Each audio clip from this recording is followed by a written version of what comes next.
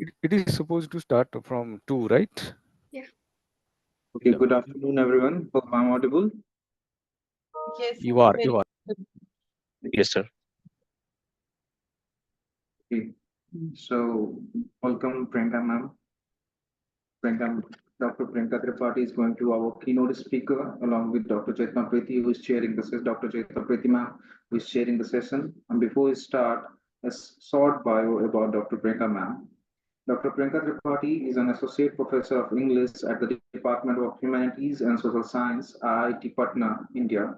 Her research spans gender studies, Indian English fiction, post-colonial literature, graphic novels, and or other studies. And she was awarded the IPD Visiting Research Fellowship 2022-23 by the Institute of Advanced Studies in the Humanities, University of Edinburgh, for her project title Optimizing Caste Intersectionality, a decolonial reading of gender-based violence in select suburban fiction in India.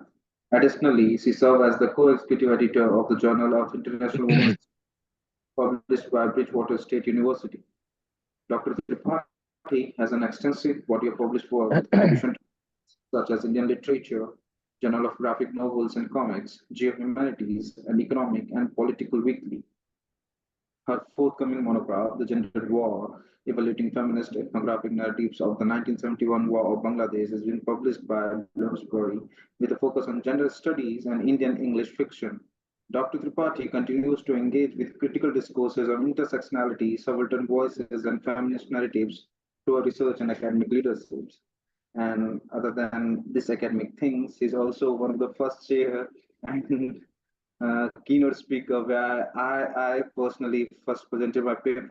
So this is really an honor, ma'am, and honor for me to have you here as a keynote speaker and me moderating the session. And in chair, we have Dr. Chetna Priti ma'am, who is an accomplished academic and industry expert, serving here as an associate professor and assistant director at MIT Business School, bringing over 20 years of experience in the field of management education. And she holds a PhD and MPhil in management with a specialization in marketing and imparts her knowledge to courses such as principles of marketing, advertising and sales promotion, business policies, and strategic management and sales. Her scholarly pursuits are deeply rooted in the areas of consumer behavior, digital management, women empowerment, and strategic management, evidenced by publication of 70 research papers. In addition to her academic role, Dr. Chetna Pitimam is a sought-after resource person for MSME T1 Institute and experienced corporate trainer. Her significant contributions to academia and society have earned her numerous accolades, including the Visist Mahila Samman in 2022, the Women Achiever Awards in Bihar in 2017, and the Innovative and Inspiring Academician Award for the National Human Resource Development Network. Dr. Chetna Preeti, ma'am, dedication to advancing both academic scholarship and the professional growth of our students continues to enhance the academic community at MIT Business School, Patna. Thank you, ma'am. Thank you for chairing this session. We are most honored and welcoming you. She's one of our own at the institution, so we welcome her with all the hearts. And with your due permission of both Priyanka ma'am and Chetna ma'am. Yes, Chetna ma'am, I would like Priyanka ma'am to continue with her insightful words. Please, ma'am. Uh, Thank you so much, Dr. Prashant. First of all, it's a huge, huge honor to be part of this conference. When Mr. Abhijit invited me, I think I could not have been happier because uh, the very space that we share of Patna makes it all very, makes you part of us and makes us part of you. And of course, Professor Chetna, I have met her over a period of time so many times. So I'm very happy that she's chairing my session. And I have always found her to be very accomplished in terms of whatever she speaks on different aspects of her learning and knowledge. So I will quickly share my screen, and that should help me navigate around what I want to speak today. But before that, I think I should also say a big sorry to all the participants. I think when I started logging in, it asked for some registration, which I had not done earlier. I'm sorry about that. So I really, but I must say that I value your time and there was no intention of delaying it. So I am going to talk about, let me just put it to slide. Is my slide visible? Yes, ma'am, we can see the slides. Yeah. So when I was talking, when I was preparing for this particular conference, which was on gender and performativity, I realized that I could bring in something very intrinsic to the Indian fabric or Indian cinema, and therefore I thought of talking about Anarkali, the character of Anarkali, and how performativity is used as a tool of decolonization within this space. So the title of my talk is called Decolonizing Performativity, Analyzing Anarkali through the Intersections of Gender and Sexuality Studies. And by arguing that the representation of public women characters in Indian popular culture, but mostly through the medium of cinema, can be interrogated primarily through feminist and sexuality studies. I talk about it because uh, the impact of colonialism on society's perception of female desire, sexuality, and agency cannot be ruled out and has been instrumental in subverting many perceptions. So that is what I take up as the premise of my talk. When we talk about the social constructions of gender roles, there are three aspects that become very important. One, of course, is the biological aspect of it. The second is the social aspect of it. But also within these two roles, we find an intersection of different other things that were not thought of earlier. Say, for example, the discourse of body, the discourse of geography, the discourse of class, the discourse of economy, which was earlier also there, but slightly dominant. So when you talk about the social construction of gender roles, I take up primarily two theorists. One is Bowa and the other is Gaile Rubin. And in these, you come across uh, one aspect of public women which becomes very important, because if you see, before the colonial times, public women were revered as cultural custodians and entertainers, and they were redefined as morally fallen women and in need of rescue and reform, primarily during the age of colonialism. And the process of rehabilitation imposed on them can be seen as an attempt to align them with the ideals of new Indian woman, a figure reconstructed by nationalist movement as a repository of purity and respectability. In this way, what new colonialism did, the colonialism did was that it intertwined the elite kind of nationalist ideologies which sought to suppress but also to erase the agency and public roles of women, like the way of transforming them into oppressed figures within a moral and gendered order shaped by the politics of both empire and national building. So when we talk about these national disconstruction of gender roles, in the case of India, it becomes very imperative primarily because of two major political interventions. One is the whole aspect of colonialism, and the second is the idea of national building, the whole freedom movement that cannot be sidelined when it comes to the social construction of gender roles. Now, when we talk about the historical and social forces that led to the marginalization of public women. So if you read a bit of Indian history, you will realize that public women before the colonialism were considered to be very powerful women, to the extent that they were also important and seminal in many political decisions that were taken up. So, but in the colonial times, this was changed completely. And you can say that there was a stylized repetition of acts through time, which says Butler. And because there was Victorian morality, it reshaped women's identity. And in the nationalist ideologies, there was a binary of a figure which was revered, the national symbol of honor, which is called the respectable new Indian woman, and the morally fallen woman, which is the deviant public woman. So even within the discourse of women, there was there was a kind of a binary which was drawn, where a certain kind of women were ascribed to be this new women who were very respectable, very elite, and they became the national symbol of honor and uh, I mean, Indianness, so to say. But at the same time, there were these public women who were not considered within the foray of what you can term as respectable new Indian women. And if you look at this binary, you will find that there was a huge shift in how public women were perceived earlier and now. So they were once revered as cultural figures, but now they were needing some sort of rescue, some sort of reprimand and things like that. So with the two aspects of colonialism and nationalism, there was an attempt to erase their agency as in their power. And the tawayufs or the public women became marginalized in the new gendered moral order, which was hugely emphasized and influenced by the colonial aspect of being. Uh, when we talk about performativity, there are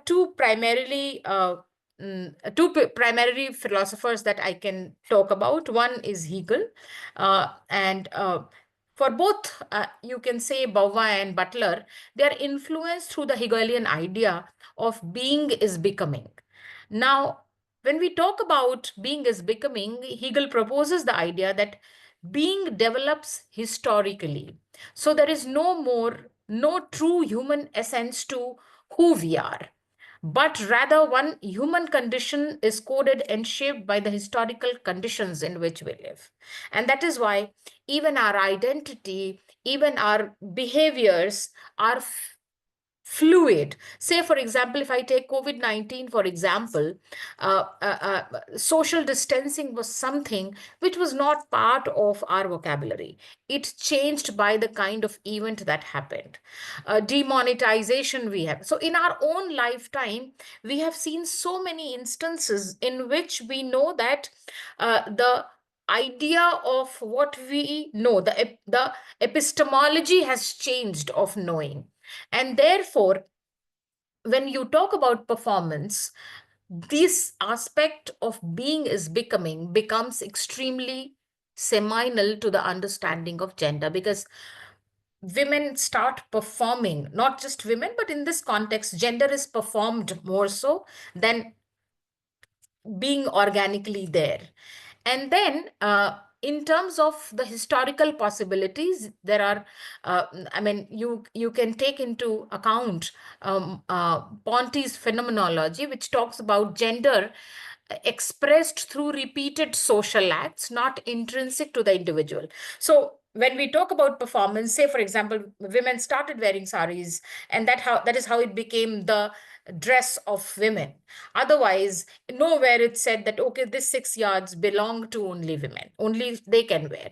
So by social acts, we decide. Women started going, after marriage, women started going to the boy's family. That is how it started. So, there are many ways in which social acts are sort of defined in the context of any society, and that is what Ponty talks about. And he also says that our actions makes these possibilities concrete within historical and cultural limits, which means that not just the history but also the cultural aspect of society decides how we understand performativity.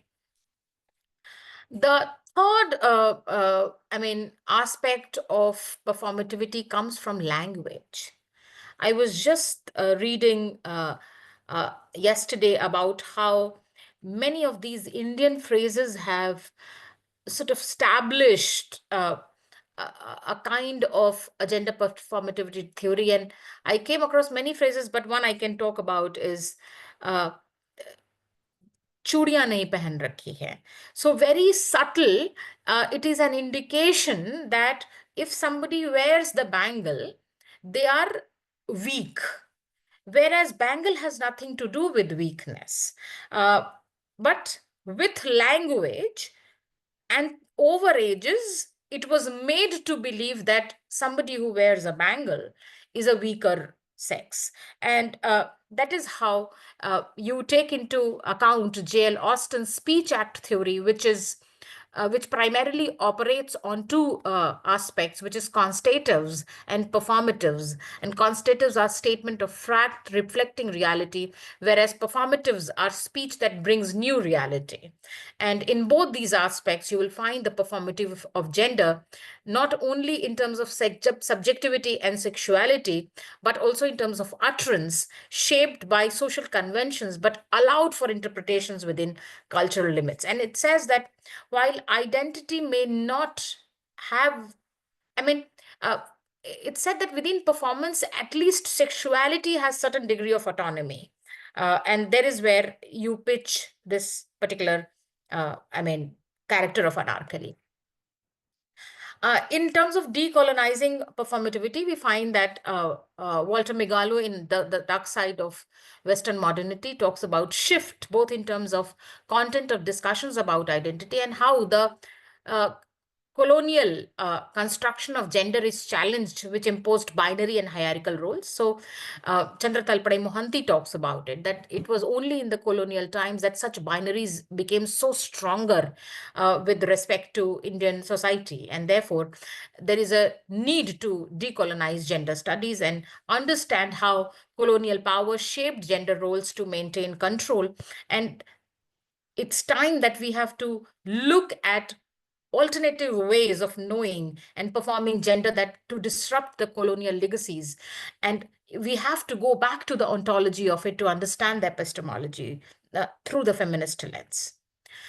Also, in terms of performance and resistance, you will find that Butler performativity and Crenshaw's intersectionality offer tools to challenge colonial gender norms. Because when we talk about public women, the discourse of public women in Orissa is different from that of Kerala.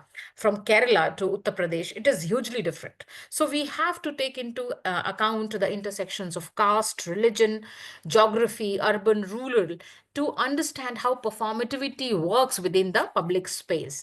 And with particular reference to Anarkali, who's a Tawayaf, we can talk about that Tawayafs were, labeled as deviant to erase their power because apparently they had become very powerful, is what colonial system thought. And at no point of time this was a favorable situation, and therefore a decolonial analysis will reveal their cultural performance as an act of resistance, reclaiming agency and identity.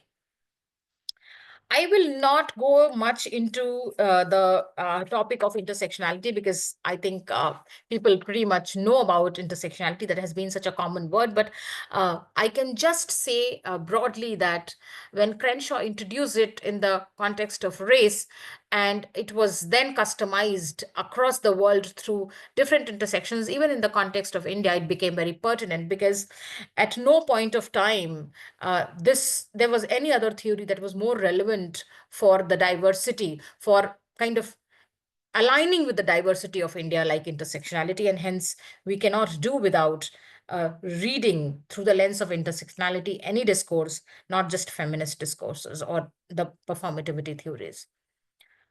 So why discuss intersectionality in gender studies and sex work in India? Primarily because of two things. Because sex work acted as a feminist resistance.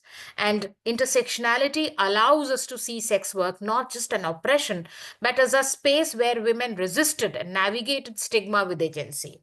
So it is not just now that it was about choice, it was also then about choice. And therefore, when we take up this aspect of public women, we also prevent the misrepresentation where sexuality studies risks erasing the voice of marginalized groups, including sex workers. And especially when you talk about India and complex social hierarchies that operate in India.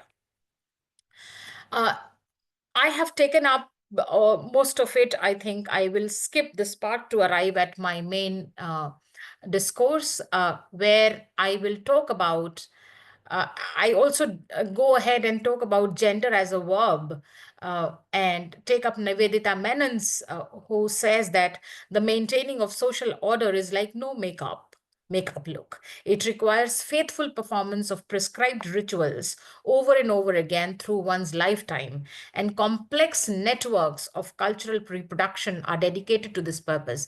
But the ultimate goal is to produce the effect of untouched naturalness. So when we talk about gender as a verb, we also take up the discourse of public women, or tawayaf in the case of this presentation, as passive victims of colonial and patriarchal forces. But it requires a very active participatory interpretation in the construction of gender and sexuality. There are, when you talk about colonial and nationalist influences on new Indian women, there are several uh, aspects that we have to take into consideration. We begin with Partha Chatterjee's demarcation between public women and private women, where you see public women were seen with the lens of deviant sexuality, and private women were educated, reformed, and nationalism held this binary very strong to uphold the morality through the private women, because they were educated and reformed. And Umrao Jan Ada symbolizes adopting respectability for social acceptance. You will see that it had huge amount of Victorian morals enforced on Indian elite, and courtesans labeled public women in elite male perception.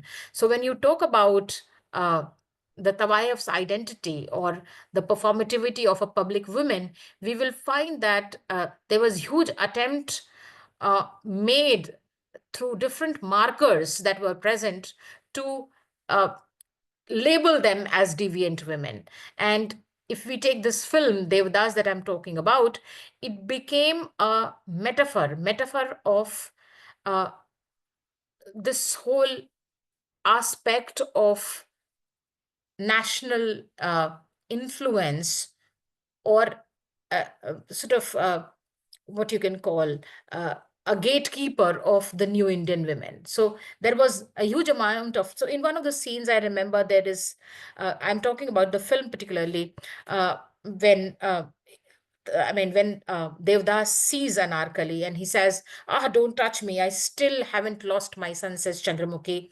"You know, only I know how much I hate your kind. I'll always hate you." And when you see this film, Devdas, you will find that the character of Chandramukhi, which is another very powerful character apart from Anarkali, which is in Mughal Azam, you will find that the sentence that he says is not only for Chandramukhi, but for a woman like her. So it is a kind of a remark on the entire community of public women. How can you do that? I hate your kind. So your kind, I mean, so if you look at the sentence, it does not say I hate you, but it says I hate your kind. I know how much I hate your kind.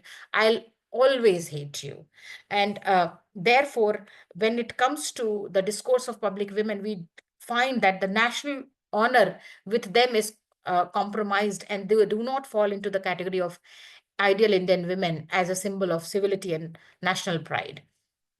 And then I go on to talk about a little about how a public women discourse works in nationalist India. And I think I'll not take up all these things here, but I'll talk about this particularly. So during the colonial times, there was this Sita Act that came out, and Sita's core impact. So if you see in this particular negotiation of public women and private women, you find that Sita primarily had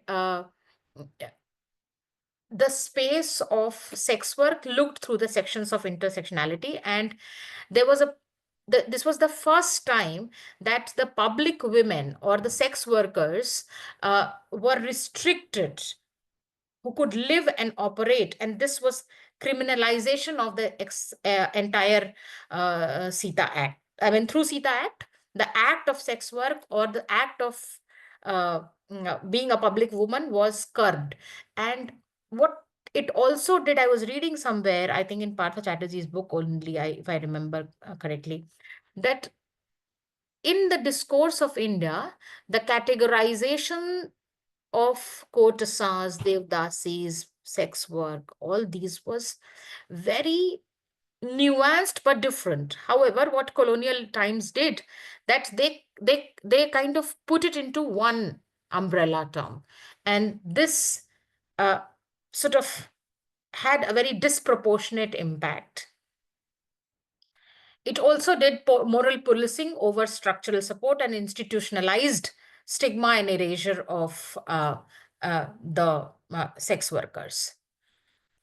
I also talk a little bit of more about, so I go to the film that I'm going to talk about, which is Mughal-e-Azam. And in this film, you will find that there is a cinematic symbolism in films like Mughal-e-Azam, and you find that there is cultural reflection of how public women were coerced within national discourse. And if you see the character of Anarkali, she is symbolically representing public women who is forced into submission or degradation when there is a resistance in the nationalist ideals. And within this resistance versus suppression, and we find that there are enough ways in which uh, an attempt is being made to control female bodies. So, whether in film or society, their role was systematically suppressed. So, if you see that uh, how things operated, sex workers were stripped of agency and forced into predefined roles of morality. And these rehabilitative practices reflect a deep control over the body, aiming to align women's identities with nationalist and patriarchal values. So, cinema, of course, these are very self explanatory. And if I had time, I could have gone ahead that it is a source of cultural tool. And if you talk about the conceptual framework, the emergence of Tawayaf characters in cinema coincided with pivotal changes in women's movement and national state formation in India. The 1949 Film Inquiry Committee mandated that cinema should uphold national culture and character, positioning it as a vehicle for moral education and cultural identity. And we can talk about genealogy of control by Foucault over here, and how there was a subjugation through sentiment, and defiance was considered to be a sort of flaw of patriarchal culture. So, if you see this film Mughal-e-Azam, the film came out in 1960, and it is directed by K. Asif. And if you know the premise, it is primarily based on Mughal kingdom under Akbar's rule, and it's waiting its next hire with the birth of Salim. The film signifies new beginnings. However, as he grows up, his habit turns towards the deviant, as he is always found with a host of public women characters.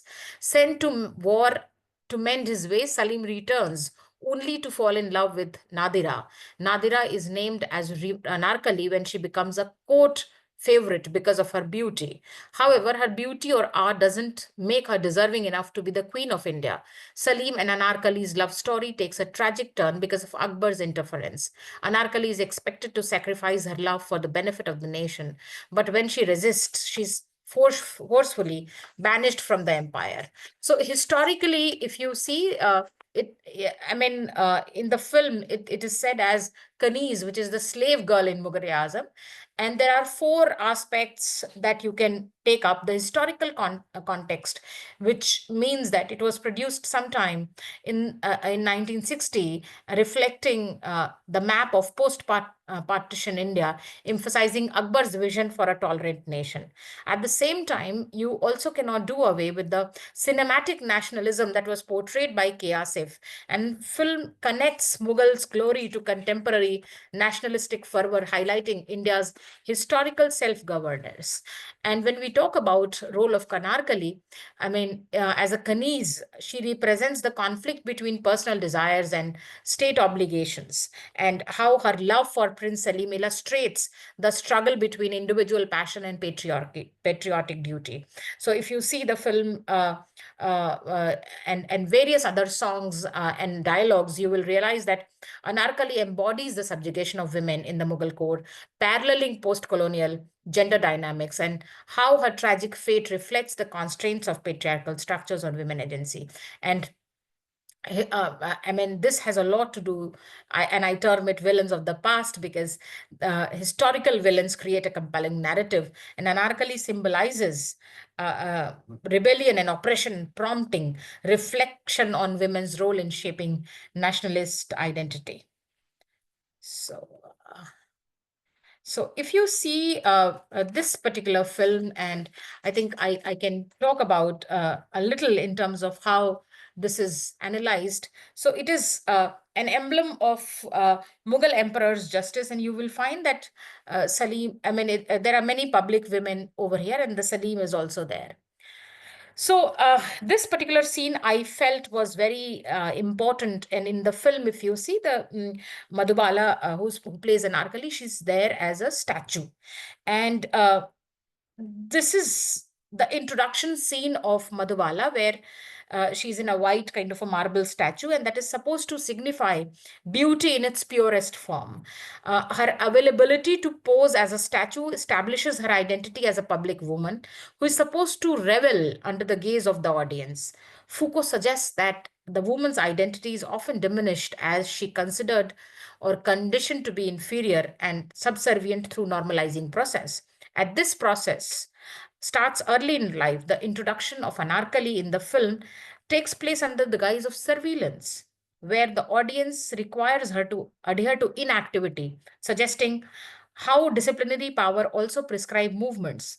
Receiving the accolade of Anarkali, which is a pomegranate flower from Akbar, she awes her entire audience and simultaneously steals Salim's heart.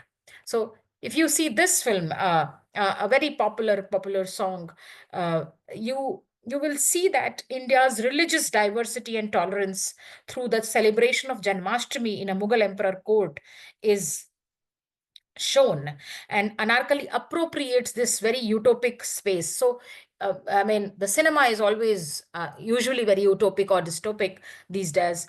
So you will find that in this utopic space, she creates a kind of a heterotopia when she performs Radha uh, with the song Mohe Panghat Pe Nand Lal Chhed Gayo Re, to embrace the transgressions allowed on the to the consort who's revered. And in another scene, you will find that this particular scene I absolutely love, because there is, in this scene, there is another instance of such rebellion happens when Suraya, if you see in the pink dress, she's a friend of Anarkali who tries to convince Anarkali of Salim's love towards her. And Anarkali rejects such dreams, accepting the patriarchal idea that a woman of her stature doesn't deserve the love of a king. However, it is Suraya who plants an important subversion by stating, no doubt, kings came from the god, but their queens can be from anywhere. The idea that any woman can be deserving of love, respect is projected in spatial terms here. It motivates Anarkali to sing Hum Bhi Dekhenge and proclaim, we shall see, by staking our world for someone's love, to challenge the society's expectation from her. And I mean, the another scene, which is Anarkali's I mean, when Salim starts pursuing Anarkali, we come across their encounters in expansive halls of the Mughal gardens or Mughal court. And a song particularly called Prem Jogan Banke, in the background, it plays. These scenes have twofold objective, if I can talk about. One, they highlight the monumentalism of Akbar's courts, portraying the urge to express national identity. And the second is of being an overt sanitization of these spaces to remove any notions of sexual excess from them by ascribing them with spaces devoted to primarily love. The utopic nature of these objectives is, in a way, overturned when Bahar, if you see the third frame, in which there is, I mean, this peach colored dress. So her name is Bahar in the film, who's another Kaniz vying for Salim's attention, presents Akbar with a pomegranate flower. her subtle hint at how Anarkali is a full bloom in the palace garden, referring to the relationship between Salim and Anarkali, establishes the increasing presence of Anarkali and her transgressions in the palace. However, these transgressions land her chained in the dungeon, expressing the film's motive concerning female desire. And the last, I think I will take up this particular song for analysis, which is प्यार किया तो डरना क्या. And of course, I think it is a very iconic song when it comes to the performance of gender, because I remember reading it somewhere which said Anarkali knows that her love is pitting father against son, and the outcome can only be tragic. So there was no two-way about how the performance or a deviance from the conventional performance of gender is going to be fatal. But still, humiliated by Akbar on the grounds of being a greedy Kaniz, she's ordered to perform during the celebration of Navroz. Salim too charges her of being a false promise that changed my faith, and is a kind of a blot upon me, and it is cleansed. And therefore, she goes on to sing, and Pyar Kiya To Darna Kya, which is the iconic song of the film, becomes Anarkali's attempt to creating a heterotopia by singing about her position as a public woman. So again, reiterating the fact that kings came from the god, but their wives came from everywhere. The queens could be from everywhere. And with particular reference to one line which says, "Chup na sakega ishq hamara, charo taraf hai unka nazara." And if you see the scene, the third clip that I have here, the scene. So in the film, if you see, there is, I mean, when she says this, that "Chup na sakega ishq hamara," it's just everywhere. So when we talk about the deviance, when we talk about performativity, we find that this kind of a narrative is extremely important, and as she fleets through the hall, sometimes encroaching upon Akbar and sometimes Salim as they sit on their thrones, Anarkali asserts her loyalty, and within this space of loyalty, which is represented in the Sheesh Mahal that she's part of, she becomes a prop for the figure of the dancing courtesan to reflect as well as project her own desires on the audience. As we witness Anarkali through the complexity of Anarkali's resistance, also lies in her simultaneous submissions and defiance. So I mean, the last, of course, the scene is of Anarkali's social death, and upon how the public women is met with a tragic fate if there is a transgression. So there are many things that we can discuss in terms of how we can take up Anarkali's symbol of symbolic resistance, the symbol of courtesan's tradition, the aspect of how any aspect of defiance and dissonance and resistance is taken up by the patriarchal tools and sort of nibbed. And also the dual nature of resistance. So while you are submitting, at the same time you are kind of resisting, is a beautiful narrative of how gender performance is not linear in terms of how the resistance takes place, but also very complex in terms of its narrative. So this is pretty much what I wanted to say. Thank you so much.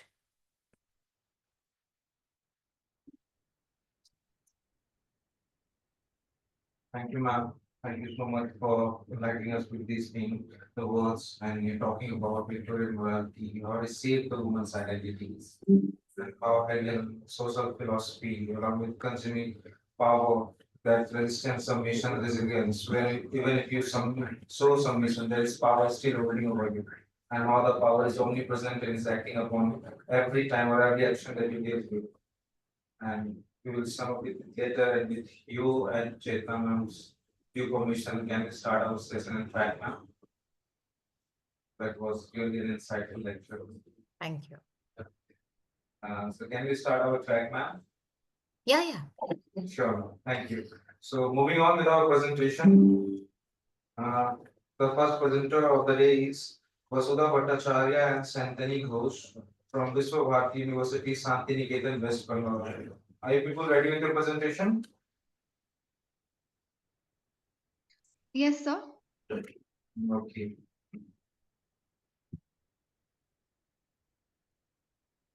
So I shall ask my co-presenter to present the PPT, to share the screen. Before everybody presents, there is a small duty that you need to be assigned, that you will allotted only 5 minutes for the presentation and 3 minutes for question and answer session if there is any. So you need to finish your presentation within 5 minutes of time. Is that okay? Okay, okay, sir, sure. Okay, thank you. Thank you.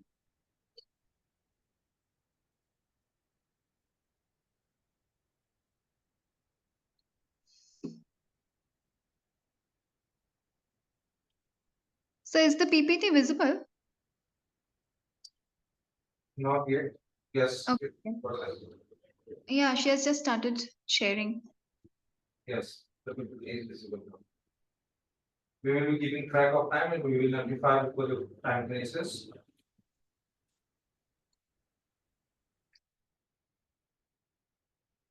Presentation. Yes, sir. So the topic reads Bleeding and Identity Formation, a sociological exploration of knowledge production and performance of Minark through the lens of Asmus Brahmin women. So as the topic reads, that it's bleeding, it's Minark, it's menstruation, and how surrounding this very much biological phenomenon, there lies social connotations. So this is what our topic seeks to address in the paper. Menstruation, it's a biological phenomenon, but it has socio-cultural undertones. Why is it so? Because menarche, if you see, the very onset of menstruation period, it marks the beginning of motherhood. I mean, the girl, she attains the potential to reproduce. So there's a transition from girlhood to uh, motherhood, to womanhood. She becomes a woman in the true sense of the term. So I'm to explore how rituals here. So there are various rituals, monarchical rituals, which are performed across cultures. And here in this paper, I would like to specifically work on the Asmus Brahmins. I worked on the Asmus Brahmin women. So it's part of my PhD thesis to explore how rituals here, the monarchical rituals, promote the role of making women in Asmus Brahmin women. So how, in community.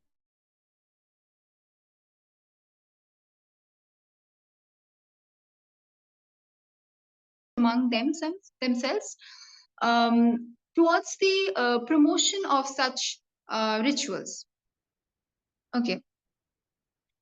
So this celebration of the menstrual rituals, it carries prescriptions and prescriptions of various kinds. So like someone is barred from entering kitchen, someone is barred from touching stuffs, touching curtains. So there are various kind of prescriptions and prescriptions which are imposed on women in Asmus Brahmin community.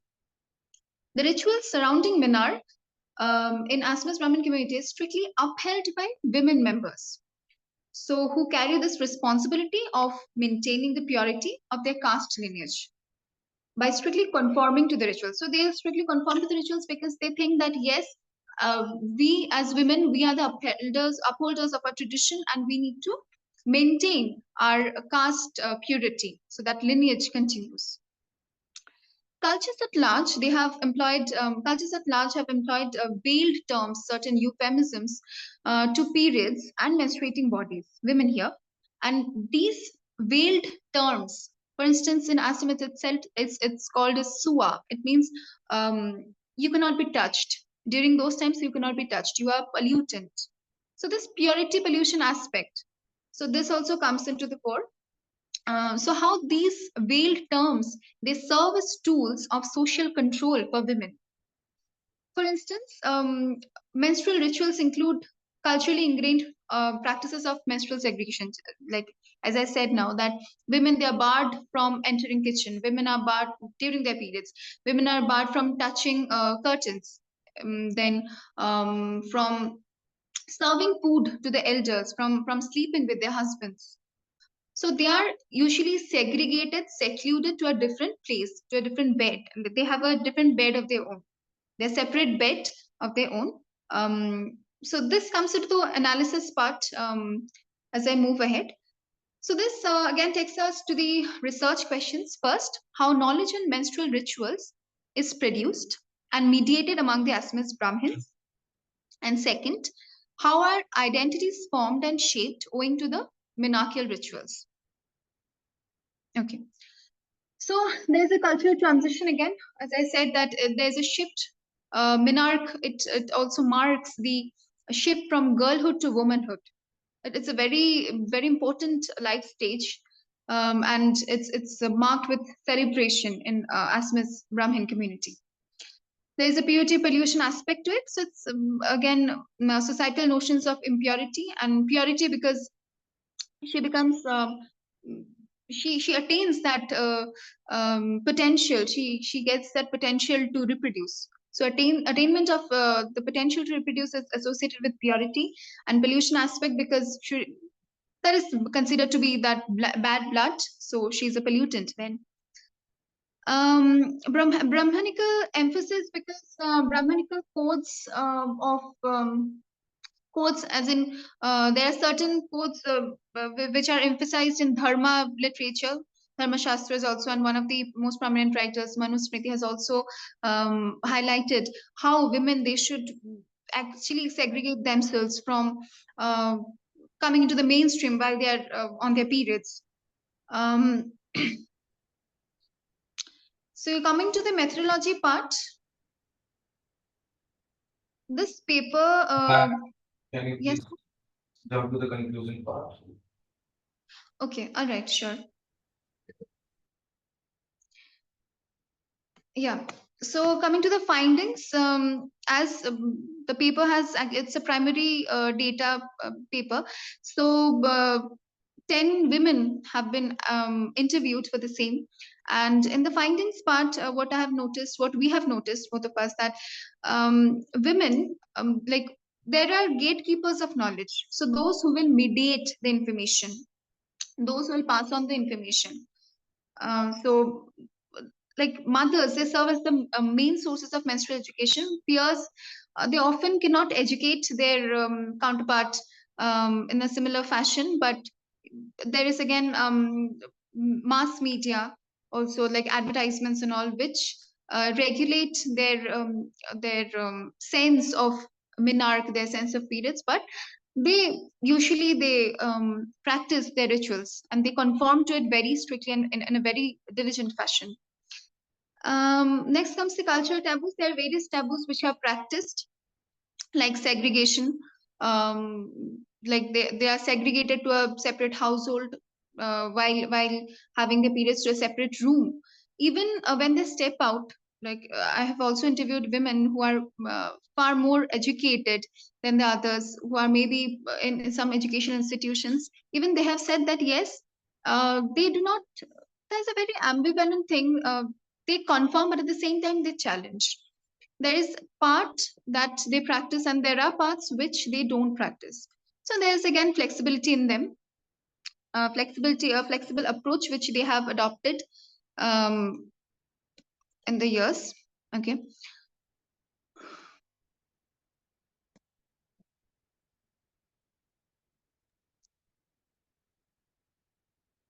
Sorry. Yeah. So women's agency and societal honor. Women, do they really understand the meaning involved in such rituals, or do they just participate? So while questioning, the answers were like, yes, they just participate because they want to sustain their tradition. They want to sustain their um, ritual purity, which they feel. So there is the actual agentic role of women, which I felt is somewhat missing. Yes, flexible approach they have adopted, because they choose which ritual to do and which to skip, especially when they're outside their household. While they're in their household, they cannot. They have to conform to the rituals.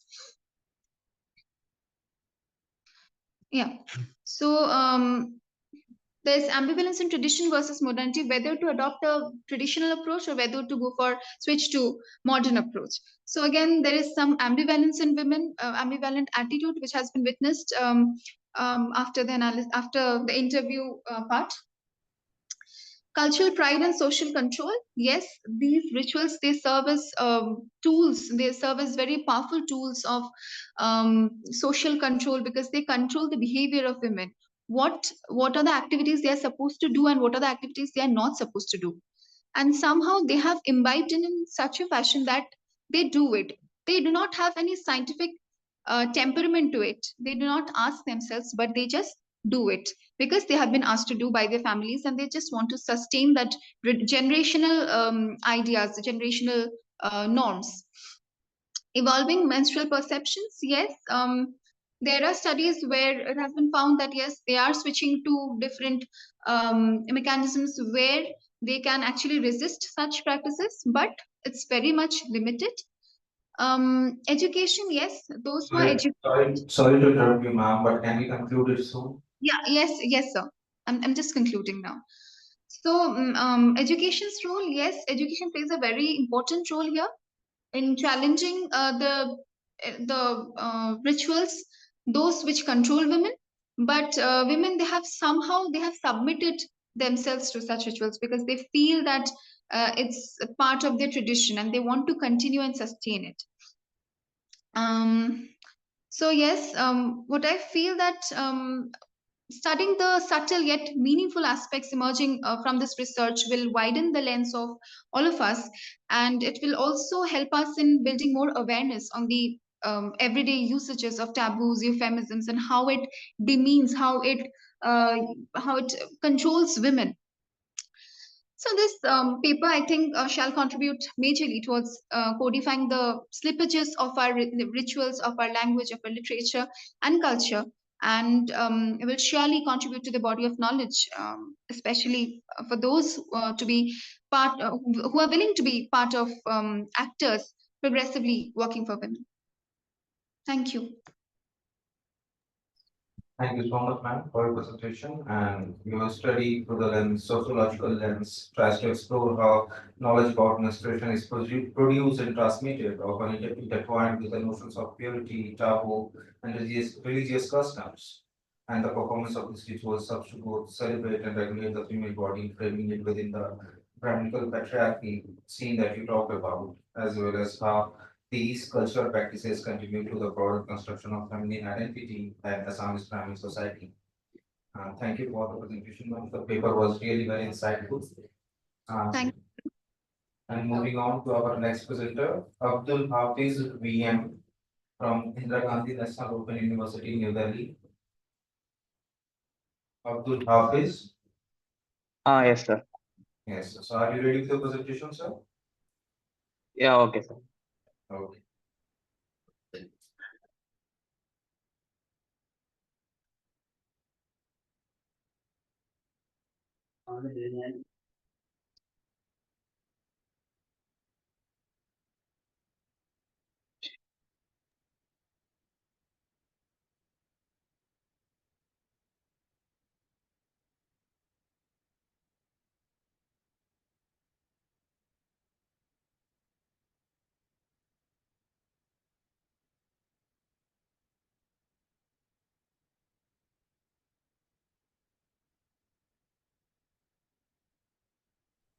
Yes, Mr. Abdul, can you please go on with your presentation?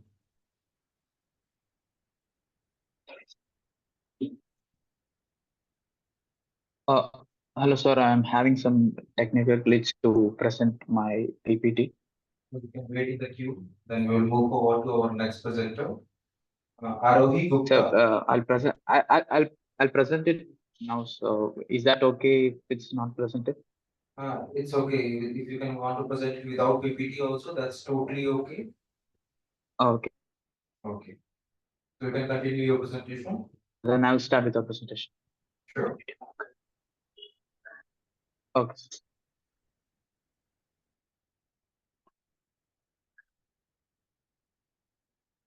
So is it visible now, sir? Yes, yes. We can see your presentation now too. Okay, so thank you. So I'm gonna present the topic digital trauma unveiled, a case study on the psychological effects of online harassments on women digital content creators. So this research has revealed some deeply concerning trends that I had like to share with you. Our digital landscape has undergone a remarkable transformation. Social media platforms have opened up unprecedented opportunities for self-expression and global connectivity. For women content creators, these platforms offer a chance to build careers, influence public discourse, and form supportive communities. However, our study has uncovered a dark underbelly to this digital revolution. The very visibility that empowers these creators also exposes them to targeted online harassments. These harassments isn't just unpleasant, it's often severe, ranging from derogatory comments to violent threats. Mm, what's more, the online disinhibition effect seems to exacerbate this behavior, leading to abuse that can be shockingly intense. So let me be clear about the impact of these harassments, the types of online harassments that women are facing. It's very profound and far-reaching. Our study focused on 12 women aged 18 to 35, active on platforms like YouTube and Instagram, with followers count between 10,000 to 2 million. These women reported experiencing a range of serious psychological effects, including anxiety, depression, uh, and symptoms consisted with post-traumatic stress disorders. Now, let me consider the case of Olivia. Actually, these are the fictional names that I've given to the characters, keeping their informations, their private details confidential. She is a fashion and lifestyle blogger with 2 million followers. After experiencing a severe cyberbullying campaigns that included doxing and death threats, Olivia developed symptoms consistent with PTSD. She reported frequent nightmares, extreme anxiety when receiving notifications, and an inability to feel safe online or in public spaces.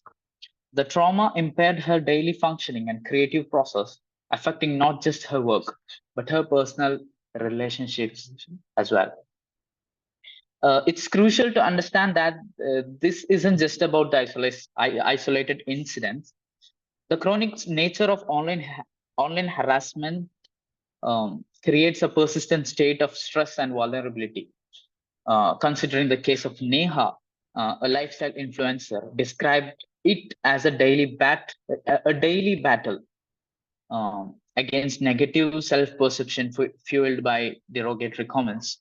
This constant scrutiny led to severe social anxiety and body image issues, ultimately resulting in depressive symptoms. What's particularly troubling is how this harassment impacts these women's creative expression. Many of our participants reported modifying their content to avoid triggering harassment, effectively self-censoring to protect their mental health. Priya, considering the case of Priya, a social political activist, found herself scaling back on personal aspects of her activism and carefully curating her content to avoid controversial topics. While these changes helped manage the harassment, they also diluted the impact of her advocacy. This self-censorship represents a significant loss not only for individual creators but for society at large, as diverse perspectives are silenced or muted. The intersection of gender with other identity marks often intensifies his intensifies this abuse, reflecting and amplifying offline inequalities. Women who challenge entrenched gender norms or address socio-political issues often find themselves at the epicenter of intensified harassment campaign. Our study also revealed the inadequacy of current platform tools in addressing this issue. While many creators utilize common moderation and blocking features, they uniformly expressed dissatisfaction with their effectiveness. The emotional labor involved in constantly moderating comments only exacerbated their stress.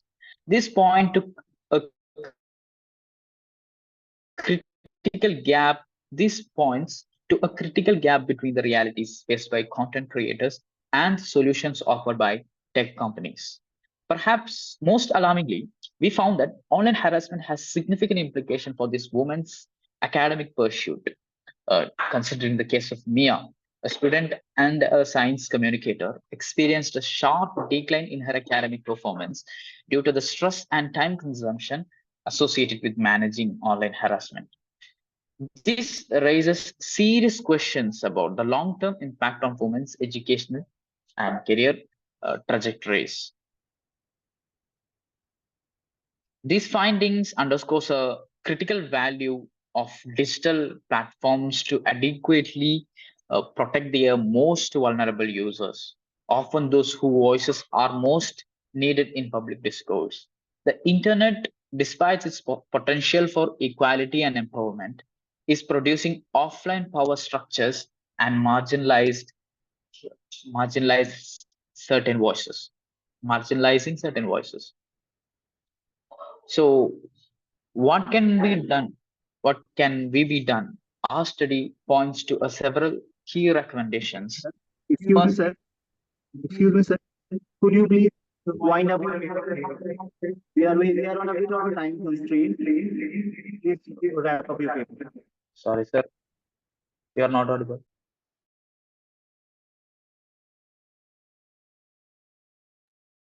Sorry, sir, your voice was breaking. I couldn't hear anything. I am telling that please wrap up your paper. Could you please sum it up? Sorry again. Sir is trying to say that you should wrap up the research. Okay, okay. I'm just concluding, sir. Just after these recommendations. So, in conclusion, online harassment is not just a digital issue.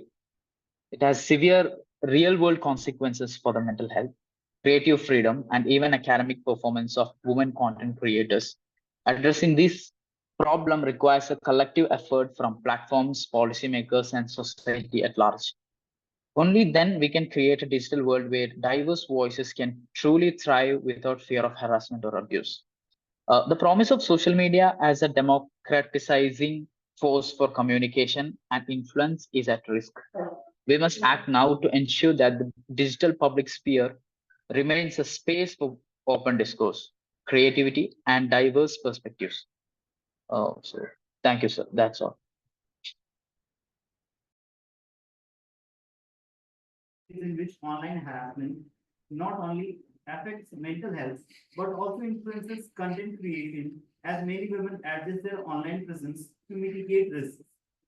This dynamic fosters an environment of self-censorship and fear, undermining their creative expression and professional aspirations. By illuminating the psychological toll of online harassment, the study emphasizes the needs for supportive structure, platform accountability, and the mental health resources to help women navigate and reclaim their digital spaces. So thank you for your intellectual contribution. And with this, we'll move towards our next presenter, who is Bhruvi Bhatia from Christ University, VGR campus. The title of her paper is Narrativizing Cities, a comparative analysis of New York and Bangalore through a post-structuralist feminist lens. So, Bhruvi ma'am, you can continue. So am I audible? Yes, ma'am, you're audible and your PPT, Okay. so you can. Yeah. So while my PPT comes to life, I would like to mention few things. First of all, I have changed, I've tweaked my topic a bit, as in I've added few points to it. Instead of a comparative analysis of New York and Bangalore, I have made my research title more specific. Now it's a comparative analysis of representation of New York in Lady Bird at and Bangalore in Bangalore Days through a post-structuralist feminist lens. And also, since we don't have a lot of time, so instead of, because there are a lot of intersections in the paper and a lot of complexities, so instead of going into each one of them, I'm just going to read through the parts of my paper after quickly going through the research objectives. So, and I'm operating under the assumption that all of you know what post-structuralism is, what aporia is. For those who don't know, if I were to like sum it up in one word, aporia is basically the inability to produce a single definition. So let's start with the PPT. I hope I'm audible, sir. You are Hello? audible. Okay. So as mentioned, research objectives are how does the intersection of women and the city deconstruct the conceptualization of a city as primarily a male experience? The next research objective is in what ways do female-directed visual texts such as Lady Bird and Bangalore Days contribute to the exploration of the convergence of women and the city? The third question is how does the interplay between the overmining and undermining approaches to the city reveal deeper structures and multiple narratives, challenging traditional social frameworks? I know I'm speaking a little quickly because I actually want to finish a large chunk of portion so as to give you a holistic understanding of what I'm trying to say. So a city, let's start with introduction. And this introduction is not solely introduction, it's also like literature review mixed because we didn't have a lot of time. So I didn't make another slide just for literature review. So it's introduction and literature review. A city, according to Lewis Wright, is a large, dense, permanent settlement of socially heterogeneous individuals. What sits at the core of the sociological definition of a city thus is plurality and requires an engagement which mirrors a similar complexity. While the size of the population, density, and heterogeneity are surface level aspects that determine the existence of the city for Wright, the city, as we all know, is not solely confined to these. J. Sain's conceptualization of an unintended city, for example, attests to this viewpoint. So this inability to produce a fixed definition or description of a city urges one to interpret a city as a form, eliding the struggle to build up analysis on a fragmentary understanding of the principal area of the study, which is city. So using Herman's conception of objects, Peter Trummer calls a city an object too, and views it through a dualistic lens, either overmining or undermining objects. These approaches, when applied to cities by Trummer, offer a scope for a nuanced analysis. An overmining position can be seen from a phenomenological approach towards the city, where the experience takes charge and develops the essence of the city. The film Lady Bird, one of the primary text of the research, primary visual text of the research, supposedly an indie film directed by Greta Gerwig, is significantly studied through the overmining approach. I'm not going to give you a summary of it. When we will do analysis, you will get what the movie is about or the film is about. Then when I say that I'm going to study Lady Bird from an overmining approach, uh, I do not mean that Lady Bird can't be scrutinized from an undermining approach either. It's just that Bangalore Days, my another visual text of the research paper, directed by Anjali Menon, is just more suited to such a subjectification given the context of the film, given the context the film is rooted in. So an undermining approach towards the city reduces it to its smallest parts. And such a reduction is very visible in Bangalore Days through prevalence of IT sector, educational institutions, bike racing, multiple shots of the places of city. So this idea, so this development of offense and reduction is integral to the context of India when it comes to the city particularly, since city as a concept, not my words, then Rajni Majumdar said that, since city as a concept remained a crucial absence in much of Indian nationalist history, this the cinema was a major reservoir of the urban experience in India.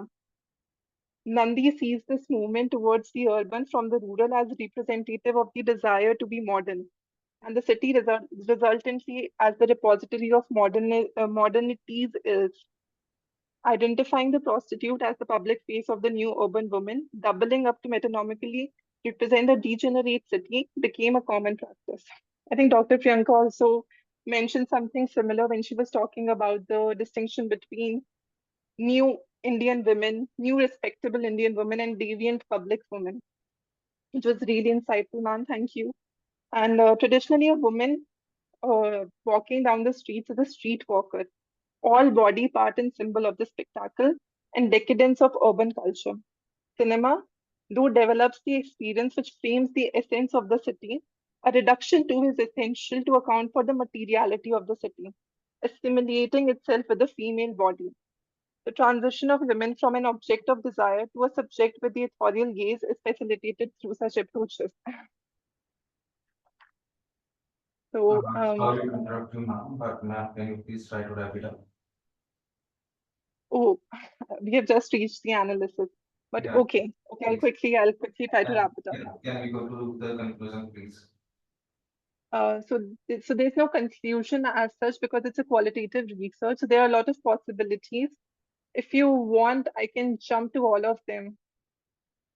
Okay. Can you please look at the findings? Those are the most important aspect of the paper. Okay. I'll quickly go to them. Sure, ma'am. So basically, first I deconstruct the city, which reveals the falsity of the object of desire, which is the city through Lady Bird. And since I already mentioned that city and women converge together, when I reveal the falsity of the city, by extension, I'm also revealing the falsity of such convergence and turning women who are objects into subjects. Next we talked about the reduction. So materiality of the city arranging parts. Here I talk about that, and this undermining approach leads to the it suggests that objects themselves are not fundamental. Their atoms and molecules give them the meaning. So this approach allows one to examine the city as a play of difference, placing women the category which two always in a state of becoming, which two is always in a state of becoming, in a city which is always in a primordial flux of becoming. So aporia and aporia leads to double aporia. So this is the term that I coined, and it's still in the process of getting, like, I'm still in the process of getting it copyrighted. If like the paper gets published, it will hasten the process. So the double aporia leads to the multiplicity of narratives.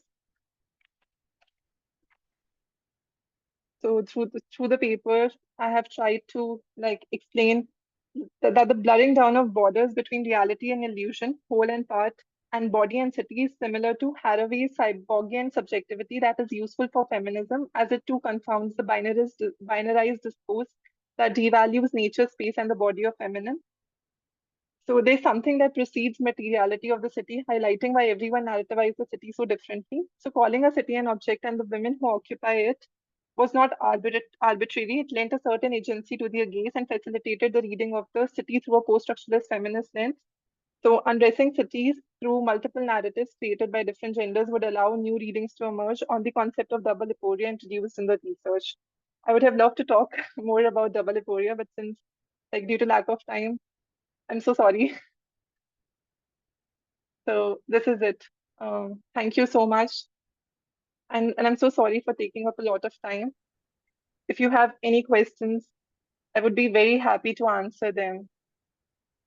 And it was a very complex topic, and I don't know how I just like rushed. That's okay, ma'am. That's totally okay. The questions will be taken in the last moment. But the paper Okay. clearly examines the urban narratives of New York and Bangalore using a post-structuralist feminist framework, focusing on how gender experience shape and are shaped by these cities. New York narratives often emphasize independence, economic empowerment, reflecting a Western feminist perspective. And in contrast, Bangalore narratives highlight the tension between rapid economic growth and traditional societal norms that restrict women's role. The paper is really well put, ma'am, and it's definitely one of the worth studies to look for. But because of lack of time, we cannot indicate it better. Maybe next time. So moving on to our next presenter, R. Rabia. I'm so sorry. I can't like 1 second. I'm like unpresenting. Wait, what is happening? Wait. I'm so sorry for this. It's okay, ma'am. You can introduce the next speaker in the meanwhile. I'll just quickly try to unshare the screen. Or can someone else do it for me? If someone else will present, will it automatically? No, no, it's from that side. She wants I'm just, wait, yes. just a minute. Yes, Yeah. looking into it. Yes. I'm so sorry. And thank you, everyone. That's okay, ma'am. Thank you once again for your contribution. The next presenter is R. Rabia from Hindustan University, Pudur, Chennai. R. Rabia. Are you there, ma'am? No, she's not. No, she's not there. So moving on, we have our next presenter, Subhasini R. from University of Madras, Chepuk. Subhasini R. Yes, sir, I'm here. Just give me a moment. Let me queue it up, sir. Thank you.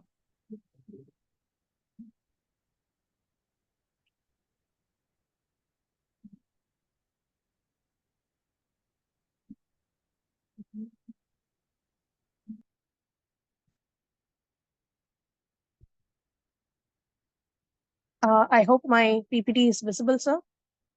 Yes, ma'am. Thank you, sir. Good day to all. My name is Subhashini R, and I'm a PhD research scholar from University of Madras, Chennai, Tamil Nadu.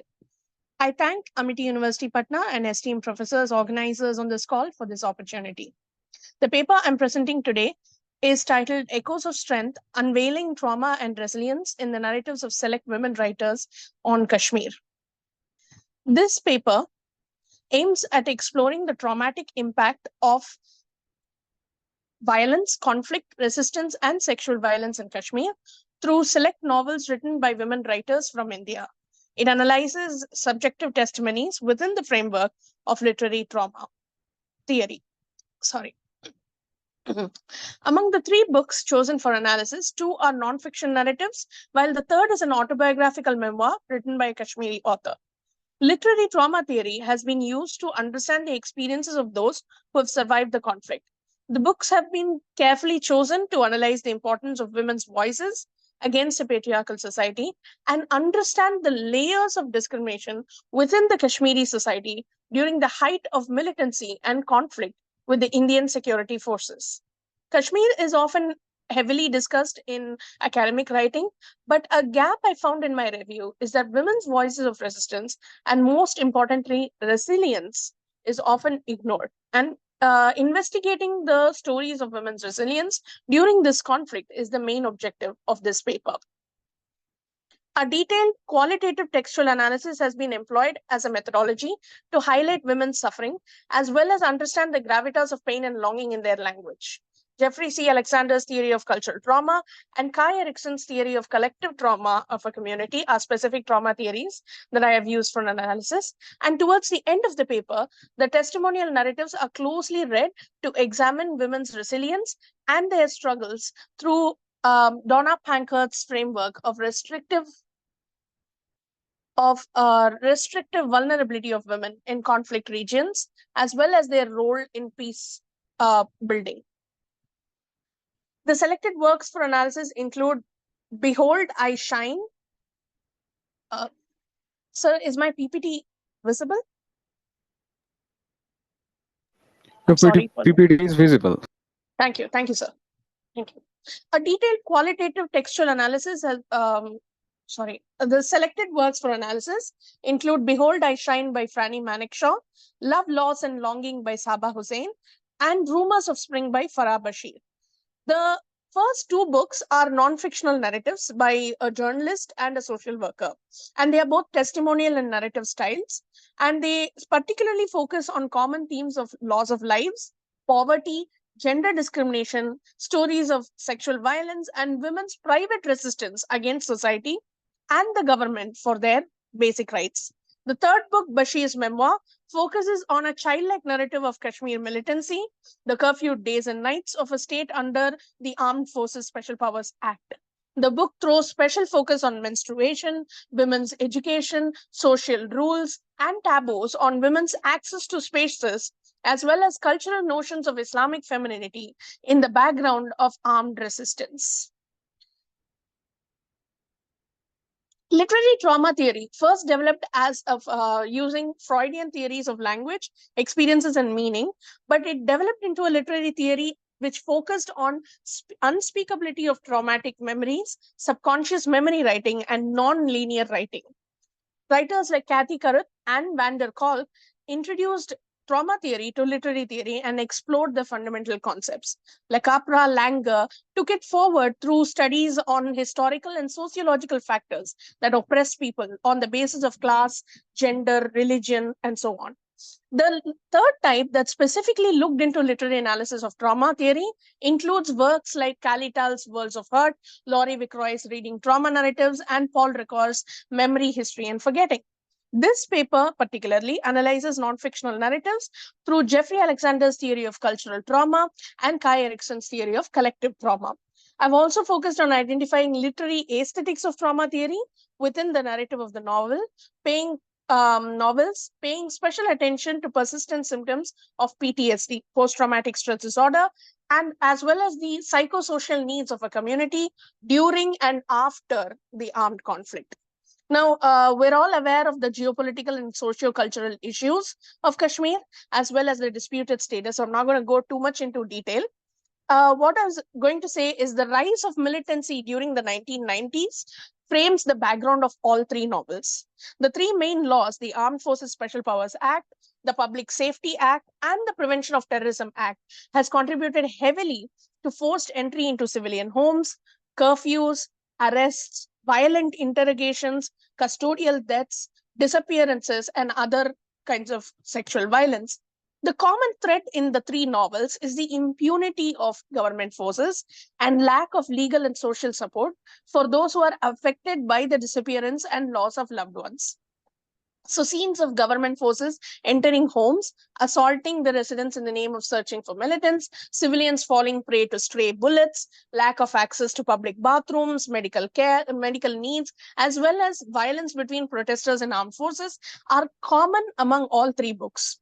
And the traumatic experiences bind the people together, giving them a unique experience of Kashmiriyat, a term often voiced by the characters to refer to the common experience. A collective trauma that has strained relations, has led to loss of human interactions, and a violation of human rights. The testimonial narratives raise a poignant question of who is the real victim. The women who feature in these books have become victims of violence either directly or through the loss of their husbands, fathers, sons, and so on.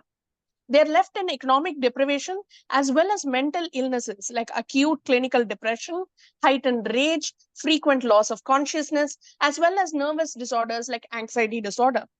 The text features symptoms like nightmares, breathlessness, disassociation, and mutism that have been used to analyze the collective trauma. Women's involuntary entry into public spaces as survivors has revealed a double-edged sword of political power because it comes at the cost of social exploitation and social stigma. Now, cultural trauma features heavily through the common cultural identity of women because they see themselves as half widows and rape survivors, a collective identity they share simply for being related to militants.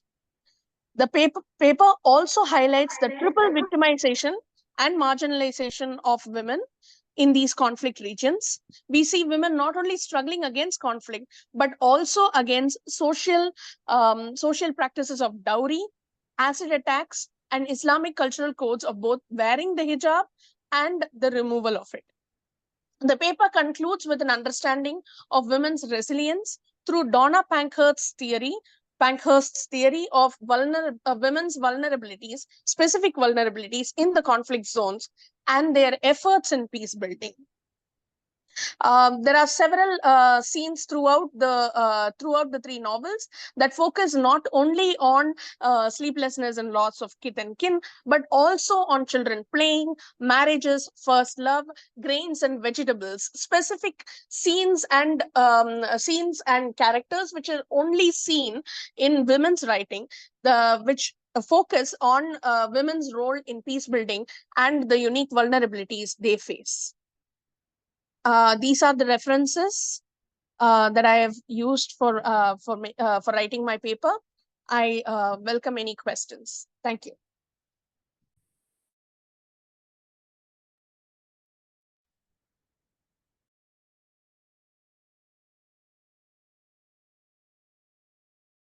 Your presentation, Rabia ma'am. And yes, you talked about narratives that not only highlight the trauma experienced by women in Kashmir, but also celebrate their strength and resilience by weaving personal and collective experience. These writers actually articulated nuanced understanding of identity and survival amidst adversity. And in revealing the echoes of strength within the trauma, the book also emphasizes the importance of female perspective, I think. That was huge paper. Questions are there, but will be taken afterwards after all the sessions are done. So moving on to our next presenter, Tuhin Subra Nag and Dr. Avilasha Singh from Indira Gandhi National Tribal University, Bangalore. I'm sorry, I skipped your name. Really sorry for No, that. yeah, not an issue. Is my voice is completely audible to you? Yes. The voice audible. Let me present. Let me share my screen first of all, which contains my. So you're writing the presentation, Mr. Tuhin. Yes. Okay.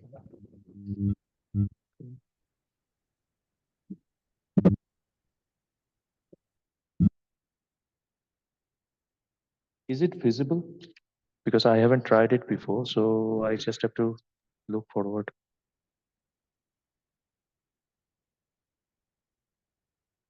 Not yet, sir.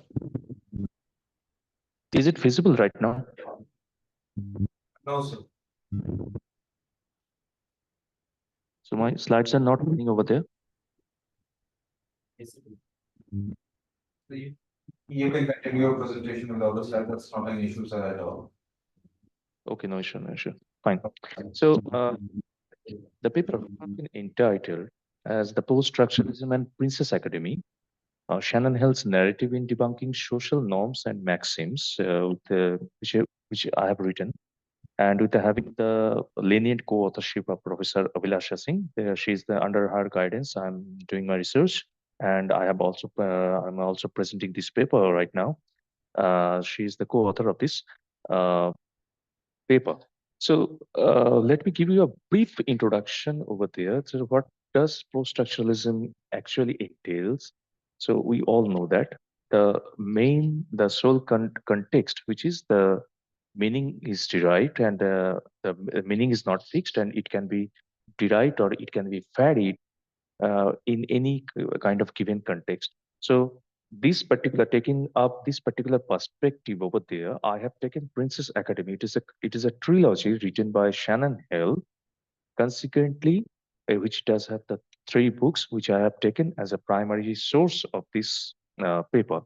The main aims which has been included in this paper and reflected in this paper, which is the woman's role in a society through the diversity and inclusion.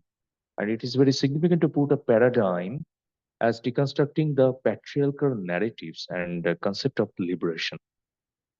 Meaning that is given in the context can be varied according to the circumstances, which is very important aspect in nowadays and over the time period, which is the sole context of this paper. That, however, Shannon Hill has contributed and neated the plot of the story, which is very interesting over there. And this paper also aims to project specific characters in the plot that presenting resilience and oppression in a social state even after belonging to the hierarchy. That is one of the most significant situation over there. That even being belonging to the social state of hierarchy, you can be oppressed, and this kind of oppression has always been hidden and not critically approached or not critically adhered in the social circumstances due to some kind of prejudices, and there are so many proliferations of the targeting aspects, and due to that all these kind of issues we are not adhering all those things. So there are the few objectives which are also reflected in the paper, that how Shannon Hill has reflected the post-structuralist narrative in this trilogy. Shannon Hill's intention is not to set a radical juxtaposition, rather the coexistence which deals and differs with the primitive culture of structuralist mindset. That there are some kind of a meaning which has the primitive context and the primitive narratives over there. So, just in order to debunk all these things, she hasn't prescribed any kind of radicalism. Rather than she has prescribed some kind of a coexistence, which is the sole concept of the post-structuralism. And how does a girl child suffer, survive, and then retaliate and reform with the time being during the time of her grown up, during the time of her psychological, sociological, and socio-economical development by by participating and imparting all of her roles due to a kind of a situation, and how it does reflect in the plot which has been reflected, which has been delineated in the paper. The author also does dissect the social affairs which deal with the psychology, knowledge, and education by presenting fantasy. First of all, this is the fantasy fiction, and during the fantasy fiction, we always having a kind of an idea that the fantasy means always according to the the redundant meaning of the fantasy which we all have in our mind, that this is something which is otherworldly. But instead of taking in that kind of space, how it has dissected all the psychological, educational, and phenomenal knowledge which are the most significant universal issues which has been reflected in this paper as well. This paper has dealt with mainly with 6 sections, which does contain the abstract, and then it has the section which has been titled as the critical approach of post-structuralism and the society, and through the narratives of the trilogy, Princess Academy as a narrative of patriarchy and a delusional grandeur, that how patriarchy in a very sugar-coated manner has produced some kind of a delusional grandeur in front of us, and so that we can see that there are so that we can also be trapped under the patriarchal narratives. And in this paper I have also reflected two important notions which is completely, I wouldn't say that it is completely new to all the scholars or in the literary world, but it is very important to say something about the term hierarchy and mansplaining. So these are the theoretical evaluation which I have been done in this paper. And the basic, as I said in the objectives, that there are the characters which has been who are featured in this plot, meaningly. Meanwhile, the tutor Olana, Lady Cicela, Queen Sabet's character, as they are the prey of the patriarchal narrative.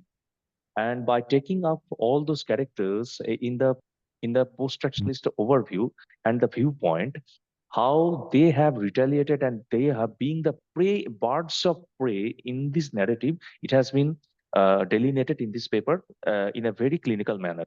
But being the teenage girls, how Miri, the protagonist, the name of the protagonist of this novel is Miri, and her Sorry to interrupt you in between two means, sir, but can you please? yes, yes, I'm just concluding. I only have left only one slide after that. The Mary, Belisa, and Susanna, and how they have retaliated all those things, and they are presenting the symbols of resilience as well. And then you are meeting the conclusions over there. there are so many references which I have taken because I haven't actually you probably lost all this interest just because I haven't produced the slides over there. Otherwise, it would have some kind of a coordinates before the the audience so that they could connect. Otherwise, I'm really very sorry that I am handling it for the first time in Zoom. Therefore, I couldn't be able to present the slides. So this is the concluding part, and I have already concluded. So with the sections and the conclusions, so this is the conclusion of my paper. Thank you. Thank you.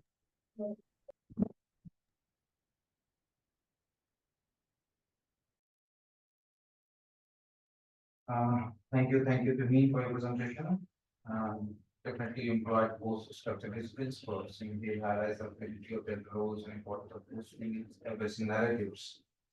More can be discussed in that, and we will discuss it further when we have the time, but that's okay, that's totally all right. So moving on with our next presenter, Madhumita Sanjay Patil from Sadhguru Dadaji Maharaj College, Karad. Yes, am I audible? Yes, ma'am, you are. Are you ready with the presentation? Yes. Okay. Just a minute, sir. Sure, ma'am.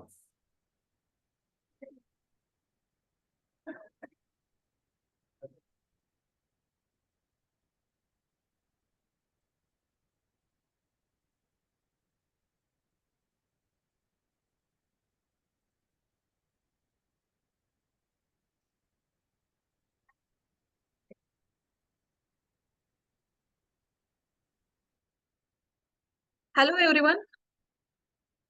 I hope I'm audible. Is my screen visible to you, sir? Yes, ma'am. I am so sorry to the organizer there because it also turned off my applications as well. I couldn't hear the Just we thank you, sir, for your presentation that you really Thank you, quite thank you. waited for a few seconds, but that's all right, sir. So because of the crunch of time, we have to move on to our next presenter. That's why we No, called sure, no, sure. Sunita Thank you, ma'am to thank you, present. thank you, And thank you. thank you, sir. Thank you. Yes, ma'am, you can continue with your presentation, ma'am. Your slide is visible. We can see. Uh, hello, Madhumita ma'am.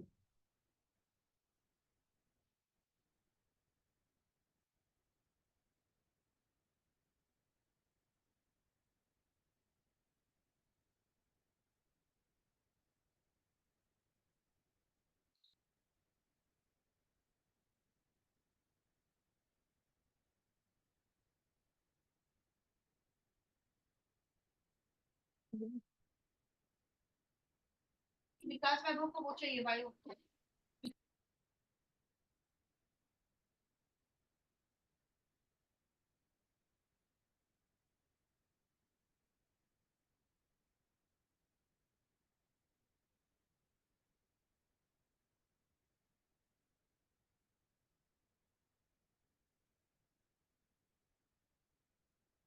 I think there is some glitch with Madhumita ma'am's presentation. So we will move on to the next one. Dr. Hello, Gaurav. sir. Hello, sir. Am I Yes. audible? Yes, ma'am. Actually, there was a connection issue with the internet. I'm really sorry for that. That's totally all right, ma'am. That's not an issue at all. Yes, thank you. So my screen is visible, I think. Yes, ma'am. Yes, ma'am. It's quite Yes. visible. So women are the part of the society and they are differentiated on the basis of gender. And the audiovisual creations we are creating nowadays is creating something else, more about the female. She is being treated as only female, not as a protagonist or not as a heroine. What is the definition of heroine? Definition of heroine is that important female character, but it is used as heroine in the films to create the addiction. She is not protagonist or heroine.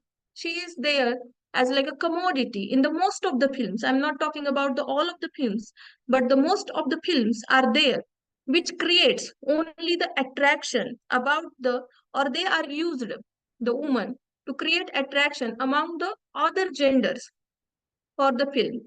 Now we will talk about the cinematography. What is it? Image of woman in the scene of a rape. Most of the latest OTT platform which provides high rated IMDb rated we say web series and the films where the scene of molesting, rape, and abusement are there.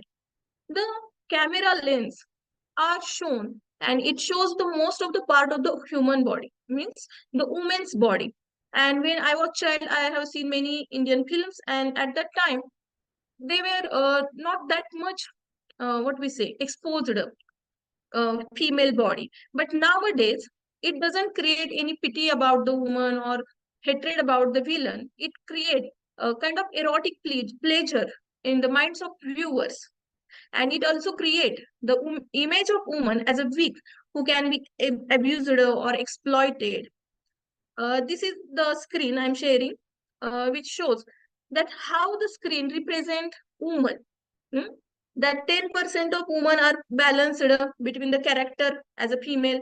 Most of the women are exposed by proposing them to wear very what we say fancy clothes which can expose their body. So the viewers will be more viewers will be gathered because obviously the natural gender attraction is there. So male are attracted to the woman. It is very natural. But using this phenomenon to collect the money is degrading the woman's image in the society, this audiovisual ad. Now the slangs used in the films and web series. The composer of slang is always superior because he is if composing the slang, he means he is composing the slang for the inferior one. And you can see the slangs on the screen that I cannot pronounce. The Aighala is the famous slang in Marathi. But this slang, I have heard this slang in my parking of the college also. The children of the age of 18 to 25 are using it as a fancy thing. And whom they are abusing? Only women. No another. Because all the slangs, most of the slangs are composed on the females only.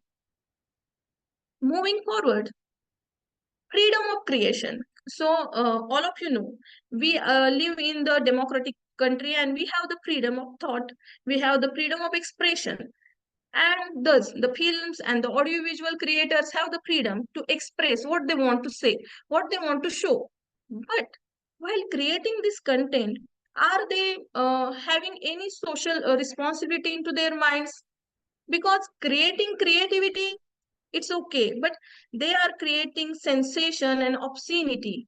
And can we rethink about the production of this, that which is impacting women's image in society at larger? To conclusion, I would like to show my theory of prism. The physics student know the theory of prism. Once the light enter to the triangle, it reflects the seven lights, all the other lights. So the prism is here is society, and this audio-visual ads, the media, films, and everything, which represent woman. And the prism has shaded many lights of the woman's character. Maybe it's Pativrata, Adarsh, loving, caring, and again the dark lights. The commodity can be raped, can be molested, easy to abuse, nude, and she is very what we say vulnerable, that she can be easily molested, she can be treated as a slave. The slangs can be made on her. This kind of prisms are also being created while we are projecting woman's image as a commodity. Even you have seen the advertisement of shaving gel. What is the role of woman in the ad of men's shaving gel? There is no need but to create that audience, to what we say attract the audience. The audio visual media is using women as a commodity. This is my conclusion. Not only commodity, but they are creating two kinds of image, either vam or adarsh. Who is with the pallu will be the adarsh one, and who is without the pallu will be the vam. This kind of two images are also being created in the audio visual ad. Thank you. Thank you, ma'am, for the presentation. And definitely the paradigm shift about the representation and showcasing of women needs to be talked about. You put some insight on that. And we'll discuss about it later when ma'am comes to talk about it. But moving on with our presentation, the next presenter is Dr. Gaurav Chatterjee, Devanjali Roy, Dr. Tanmay. Uh, Tunda. yeah, ma'am, are you ready with the presentation? Yes, sir. Sir, thank you so much for giving us a space. Shant sir, if I may, Shant sir, if I may interrupt, is everything okay on schedule? Yes, ma'am. Yes, sir, it is. Okay, carry on. Thank you. Thank you. Thanks so much. Thank you so much, the organizers of this conference. And I know that we don't have a lot of time, so I would try to keep my argument short. Is the paper, is the screen visible? Sir? Yes, ma'am. Yes, ma'am. Yes, ma'am. Okay, thank you. So our paper is titled Crime as Resistance, Exploring Femininity and Agency in Killer Soup. And this paper is co-authored by Dr. Gaurav Chatterjee and Dr. Tanmay Putatunda and myself. Now, the central argument of this paper is that we are trying to analyze the intersecting discourses of gender, class, and cultural context in examining crime, criminal intent, and criminality as markers of subversion or confirmation of dominant heteropatriarchal ideologies. Now, the point that I'm trying to make here is that crime or criminality has traditionally been observed as a masculine space. And today, at the very beginning of the session, Dr. Tripathi and later on Professor Bhatia has already talked about the significance of spaces and the genderization of spaces. So crime has traditionally been seen as a masculine space, and the discourses of female criminality and discourses on female criminology is basically a challenge to that heteropatriarchal understanding. Now, our paper, through a semiotic reading of the Netflix web series of 2024, Killer Soup, directed by Abhishek Chaube, explores the protean nature of crime by juxtaposing antithetical indicators of life, which is indicated by the metaphor of soup, and death, which is indicated by the metaphor of killer, thereby problematizing the binary constructs of crime and culinary spaces as inherently masculine and feminine. Now, crime, as Emily Durkheim stated, is revealed to us through the mechanisms of punishment and is deemed useful insofar as it serves as a precursor to societal transformation. Borrowing this idea of societal anomie, Robert K. Merton explains the deviant behaviors and distinguishes between nonconformism and aberrance by highlighting the perceived legitimacy of socially approved means to achieve a cultural goal, which may vary depending upon the functional or dysfunctional nature of that goal in different social groups. This interaction between crime, societal norms, and deviance, as has been discussed by Durkheim and Merton, highlights the fluidity and complexity inherent in legal and moral frameworks. However, these frameworks are not only shaped by class and power dynamics, but also are deeply entrenched in the gender ideologies. These legal definitions and social perceptions of defiance and crime are often constructed and construed in ways that reflect dominant conceptions of gender. As such, the boundaries of acceptable behavior are gendered, reinforcing traditional power hierarchies and a critical examination of the patriarchal status quo. Now, gender offers an important lens to understand delinquency and the act of crime, which has often been seen as a male behavior.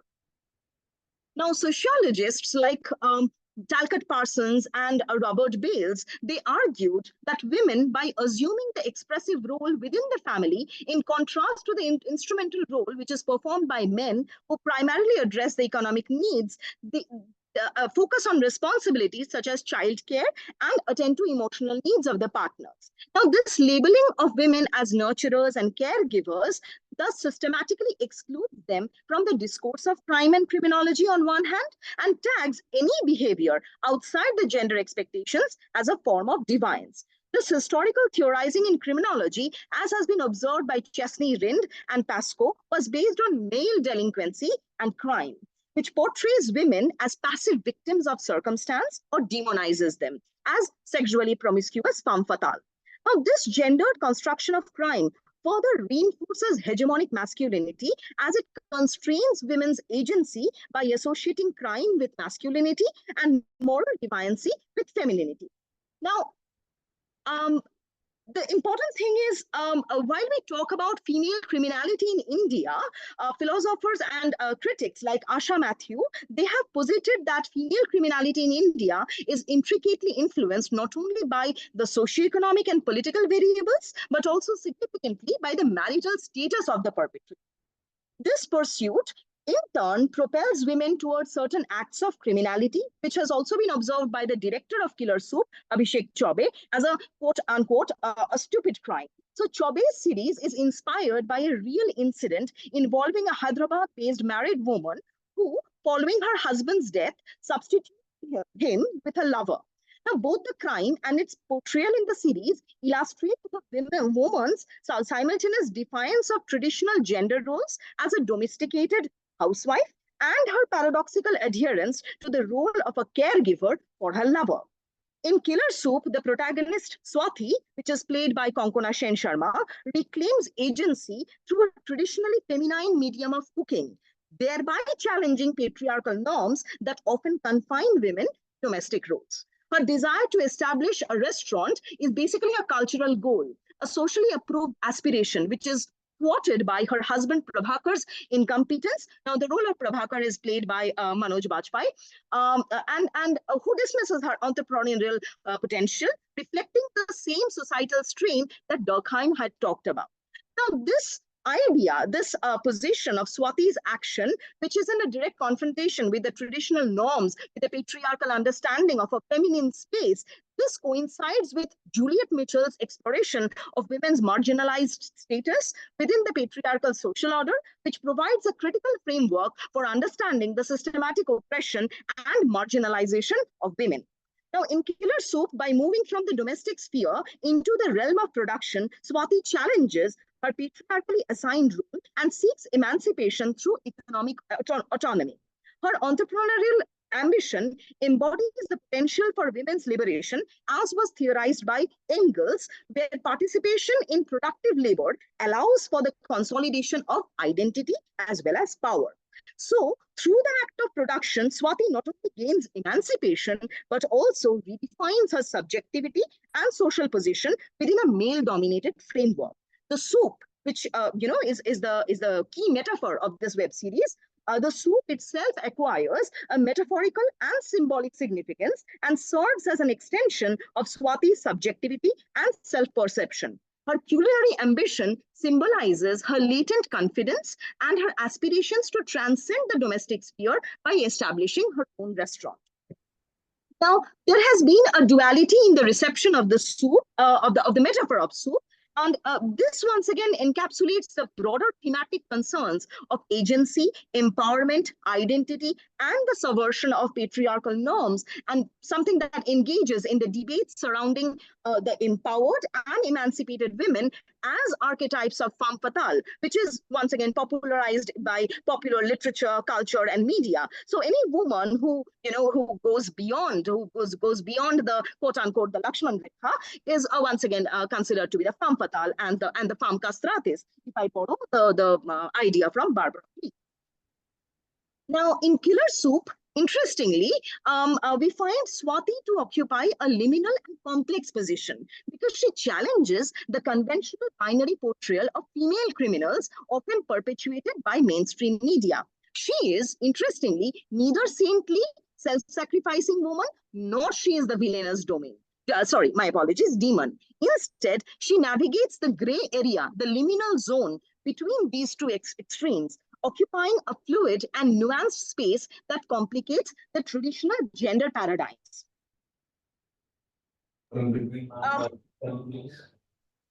Yes, sir. Yes, sir. I must. Okay. So, well, we have taken, and all through the paper, we have taken into consideration the three major women characters in this particular web series: Swati, Apeksha, and Kirtima.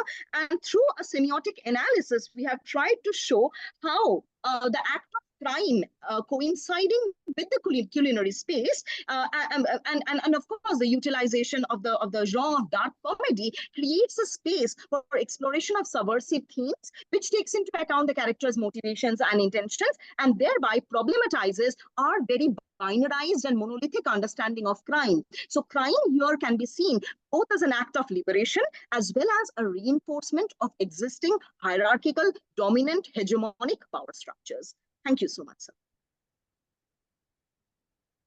Thank you so much, ma'am, for the presentation, and definitely the The text, the killer soup, serve as a powerful commentary on the intersection of crime, gender, and social justice, asserting the acts of defiance, even when the transgressive can be understood as legitimate expression of agency in the face of systemic oppression. And you talked about the power dynamics that are embedded in that, along with the hegemonic masculinity and use of R.W. Conan's terms. And as you know, ma'am, you might be very well aware of that, that Conan describes that no notions can describe or have a particular definition of masculinity because the diversity keeps on changing the notions about masculinity and their definition. So yes, ma'am, very well put words into that and very well presented, ma'am. Thank you for your presentation. Moving on to Thank the you so much, sir. thank you, ma'am. And moving on to the next presenter, uh, Abirlal Mukherjee from Gitanandini University, Bangalore. Yes. Abirlal, yes, sir. Okay.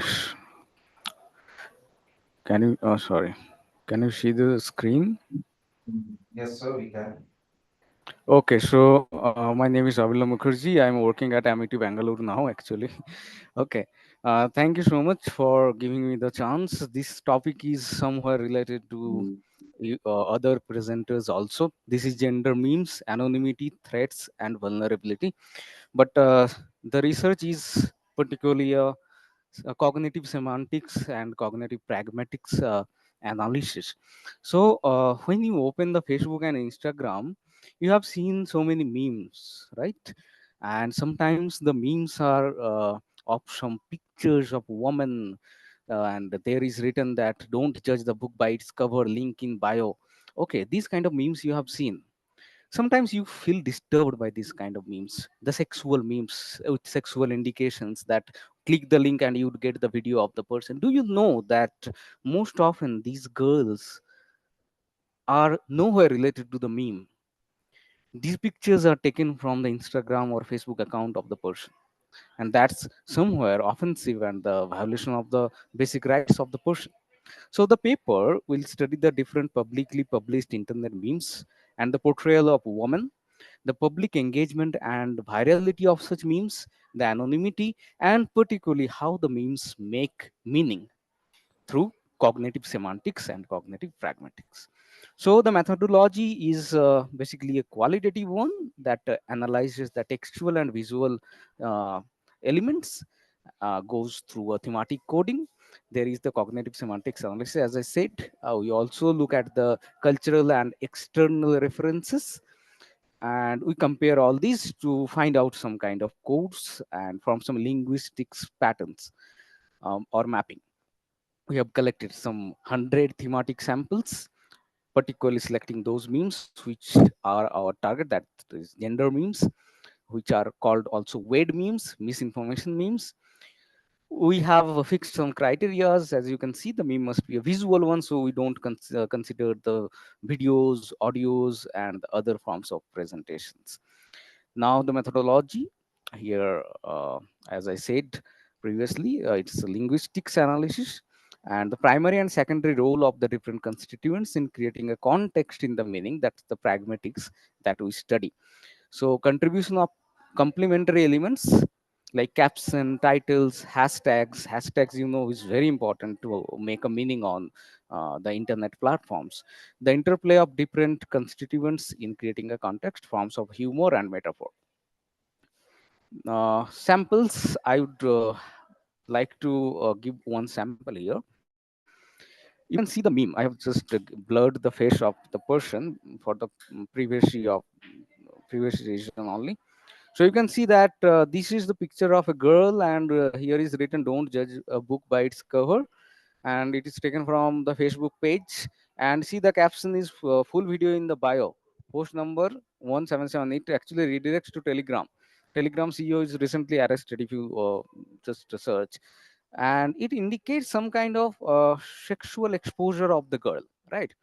But the girl's picture is taken from her her Instagram profile. If I search and see the hashtags, they also contribute to the meaning of the meme. Meme is not the explicit context, right? It is the contribution of different contributing points to make a context. So another example, you see how the woman is here and presentation. This is also a don't judge a book by its cover meme. Here, the body of the girl, here two persons are there. I have blurred the face, are emphasized. So somewhere, are we redesigning the language of social media, or what is the ongoing language? If some of the research, previous research, I take the reference from how the girls are presented there, right? How the woman is presented there. See the variants. These memes actually is a part of the neo-Darwinian theory, and some neo-Darwin theorists say that the human mimetic art of human is a part of human evolution, right? So everything we do, from taking breakfast to go to school, everything is a form of meme, right? So distribution of these memes, if we find, there are several variants of the memes. So we have found that almost the memes are from these platforms: Pinterest, Facebook, Instagram, and there are thousands of variants of one single meme. So these are the viral and pandemic like thing. So meme is not innocent anywhere. So this is the semantic relation we have found in the meme, that the primary constituents are dependent on the secondary constituent. These like some figures we can come out, we can figure out of the findings. So these are the relations between the primary constituents, which are the image, which are the title, and the secondary constituents. So if I conclude, I want to conclude it because the time is a limitation. So I would conclude by saying that the memes on digital popular culture is one of the viral phenomena that creates the language of the platform. So we live in two, now there are two civilizations: the real life and the digital civilization. So how the language and the contribution of meme on the language, digital language, is, that's very important. We have found that there are several uh, the context is the result of not only the meme but several other contributing points, like the primary the linguistic elements, the external references, and all. So there is a high policy gap between the different social media platforms and the policy of the government and the platform policies also. Individual rights and digital in the digital civilization, it is somewhere compromised. The meaning of a gender meme is dependent on the relation between the constituent and the pragmatic inference of the consumer community. Thank you so much for giving me the chance to present the paper. Thank you. And thank you, Abhiram, for having the social within the time. Right. Thank you so much for that. And yes, the study of gender memes through cognitive, semiotic, and semantic provides a critical insight into the ways digital culture both reflects and shapes gender dynamics. While memes can serve as a tool for empowerment and community building, but they also expose users to vulnerabilities and threat, underscoring the complexities of navigating gender identity in the digital age we talked about. Thank you, Tushar. Thank you, Viral. Moving on to our next presenter, Dr. Tushar Vinayak and Dr. Abhida Sharma from Gilam, Rudaram, Hyderabad. Good afternoon, everyone. Good afternoon. Firstly, thank you so much for giving us the opportunity to present. The entire presentation today has been roughly divided around 5 to 6 points, based on the paper. What I'll do is I'll take care of the first three particular points. I'll be looking at that. Dr. Banekar will be looking at the next two, and of course, the conclusion again, I'll be coming in. I'll just quickly begin because time, of course, is of the essence. As the title suggests, towards inclusive education, a critical examination of inclusion of transgender children in school education concerns and roadmap. The introduction, the content as is in front of you, has been divided according to the points in the paper. The introduction, I'll just start now. The NEP 2020 focused on bringing significant changes in the existing educational structure, encompassing school education, higher education, and vocational education.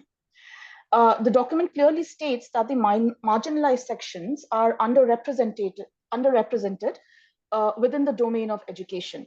Section 6.2 in particular of NEP 2020 categorizes SEDGs, which means socioeconomically disadvantaged groups, into 5 sections based on their gender identities, sociocultural identities, geographical identities, disabilities, and socioeconomic identities. Of the 5 sections demarcated in this particular section, the paper will engage with the first section.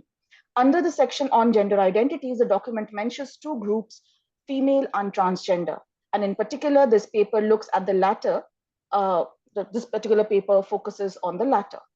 It is in this regard that the NCRT published a manual for teachers titled Inclusion of Transgender Children in School Education Concerns and Roadmap 2021. While this manual aimed at, and I quote, sensitization of teachers and teacher educators regarding aspects of gender diversity, keeping gender non-conforming and transgender students at center stage, the backlash it faced led to its removal. The objective is to understand how the text transcended beyond its conventional understanding. Traditionally, a manual is expected to be an instructional guide for the reader.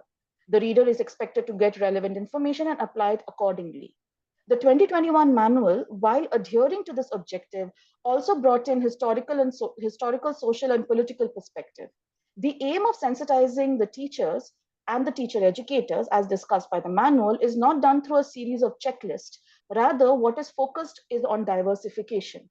The inclusion of personal narratives, regional vocabulary, and discussion of personal biases enable the approach of inclusion from different vantage points.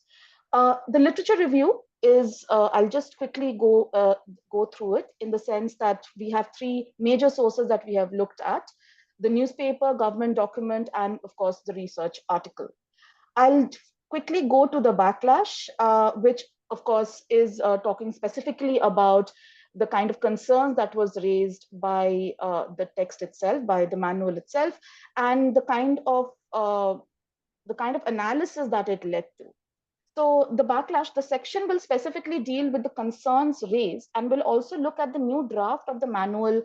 There was a new draft that came into the picture around 2020 published. It was a draft manual that came into the picture. It was titled as Integrating Transgender Concerns in Schooling Process. The point of concern raised in the 2021 manual ranged from discussions of caste and patriarchy to the misinformation regarding the washroom to the information on puberty blockers. Now, these were the basic areas based on which the concerns were raised. The assumption, and one of the primary, or rather the overarching concern that was raised about the manual, was based on the assumption that the manual was meant for the students and not for the teachers. The document, as I've already mentioned, clarifies its stand that it is a training material with the objective of sensitizing teachers, teacher trainers, and textbook creators about gender diversity, specifically focusing on gender non-conforming and transgender students. The discussion of caste and patriarchal structure was brought in to understand the existing power structure leading to the marginalization of the transgender community. Additionally, it helped historicize the position of the community and the subsequent changes in its status. It also highlighted the process of discrimination within the school system and how it could be connected to the treatment of the transgender students who would be considered peculiar, quote unquote, peculiar within the existing heteronormative paradigm. Therefore, a clear analysis of the influence of caste and patriarchy would enable one to bridge the gap for the integration of the transgender students. Furthermore, the question on the infrastructure of the school, particularly the washroom, is particularly as highlighted by the manual, where the manual points out that children who face gender dysphoria clearly feel conflicted or are in place of dilemma while choosing the toilet that they feel comfortable in. This is mainly because their self-concept and social expectation of their body do not coincide with each other. Therefore, the manual does not talk about the removal of gender segregated washroom, as was the concern raised on different social media platforms, but adds gender neutral within the purview of children with special needs. This would allow non-conforming students to access different facilities meant for children with special needs. Furthermore, the discussion on puberty blockers was meant to equip teachers and textbook writers with the required information. This information was meant to be disseminated only when the need arose. Finally, while the backlash continued, there was a support for the text too. The Wire noted how both doctors and teachers advocated for the manual. It cited bodies like Association for Transgender Health in India, a group of medical professionals working towards transgender inclusive healthcare, and spoke to L. Ramakrishna, Vice President of Solidarity and Action Against HIV Infection in India, who also was a part of the project team involved in the publication of the manual. Additionally, it also spoke to individuals like Fatima, who is a transgender woman and a teacher, the parents of queer and non-trans identifying, sorry, the parents of queer and or trans identifying also children also supported the manual and wrote to the NCPCR and NCRT in support of it. A letter in support was also published by bodies like the Life of Science, a multiform diary of experiences of women and minorities in sciences. As a result of this backlash, as I've already mentioned, this particular manual was taken back, was removed, and a new manual or a draft of the new manual was published in 2023, which of course means that there is definitely a need for a text for something like this to come into existence. But the concern with the new manual was raised by members of the LGBTIQA plus activists who spoke about how the new manual does not acknowledge the diversity present within the spectrum. This is, of course, one of the concerns raised by people from. I have to interrupt you in between, but yeah, ahead of the time. Sir, right. So we still have two more sections. What I'll do is, of course, Tushar sir is going to take the next section. So, sir, could you please join in, sir? Yeah, thank you so much. I'll just briefly summarize it. I won't take much. That's a request, sir. Can you please wrap it up as soon as possible, sir? Sure, I'll do that. Thank you. Okay, thank you, sir. All right, so I'm not going to jump into the concept of manual, but rather talk about the redefinition or reconceptualizing the word manual. So basically, this particular 2021 manual, what does it do? It brings in the historical and cultural understanding of the term that are used for the transgenders. We'll talk about the examples later. Then it also provides some authenticity to the experiences by these particular individuals. So these are meant for bringing in forward the physical and the mental trauma that these individuals face under the school premises, and perhaps give a voice to their experiences. Then it also brings in the representation and the acknowledgement of the diversity. For example, when you talk about the regional terminologies used for different gender identities, for example, we have Babu Bhai that is used in Gujarat and Kinnar mostly in the north, and Jogappa towards the south and west of India. So these are various terminologies that are brought in the manual, which actually gives the cultural and historical sense or significance of these particular identities and communities. It also shows their representation in that manual, so that it is a kind of awareness program that runs into the teachers' training. And the last, perhaps I would talk about, how it challenges the binary understanding of teachers, where they just believe in two sexes or two gender identities, male and female. So it basically allows, addresses this binary understanding, and they provide adequate training to challenge this understanding and move beyond the conventional male and female binary. So it is an attempt to, recognizing a spectrum of gender identities where we need it at school premises, because there's so much marginalization that happens or take place in the school premises.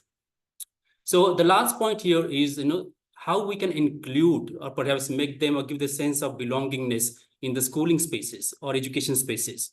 So this particular manual, by bringing in the regional terminologies along with English, makes sure that there is a linguistic diversity or recognition for these particular communities. Second, it uses appropriate terms that allow these particular students from the community to be recognized and respected. Next, it also helps them combat the stigmatization that happens usually by normalizing the discussions around gender diversity.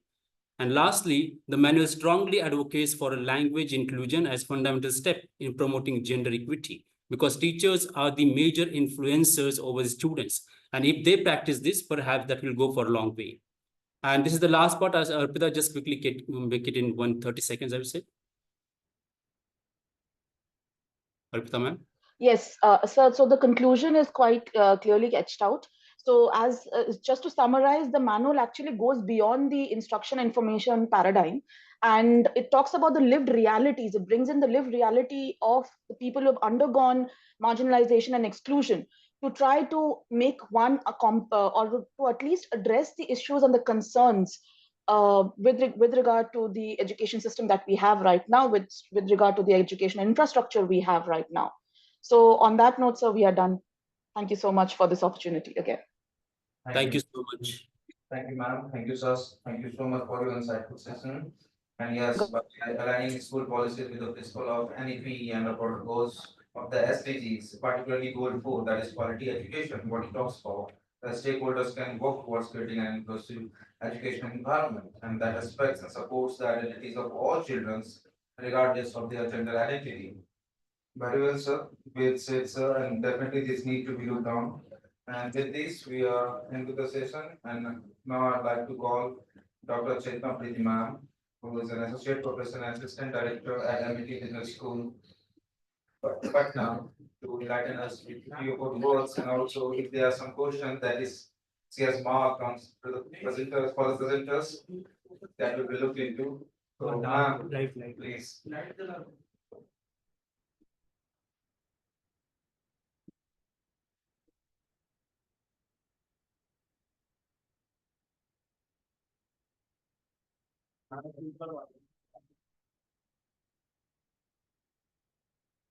Yeah, good evening, everyone.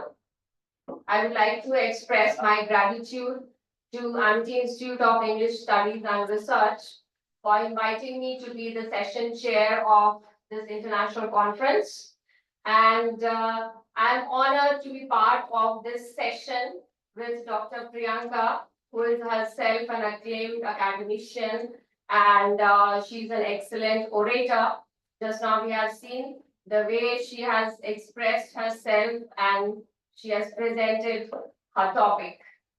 And I have little expertise on one of the genders because I have been associated with one Women Entrepreneurs Association, and I've recently written a book that is She Dreams, Women Entrepreneurs Leading the Way. And the speciality or uniqueness of this book is that I've written 10 case studies of women entrepreneurs of Bihar. So I've written about that I've been part of this association, so I have experienced all the trials and tribulations of all these women, and I've seen the kind of passion they have, and it has been part of their dream to do something in life. So that dream they have tried to attain with the help of their enterprise.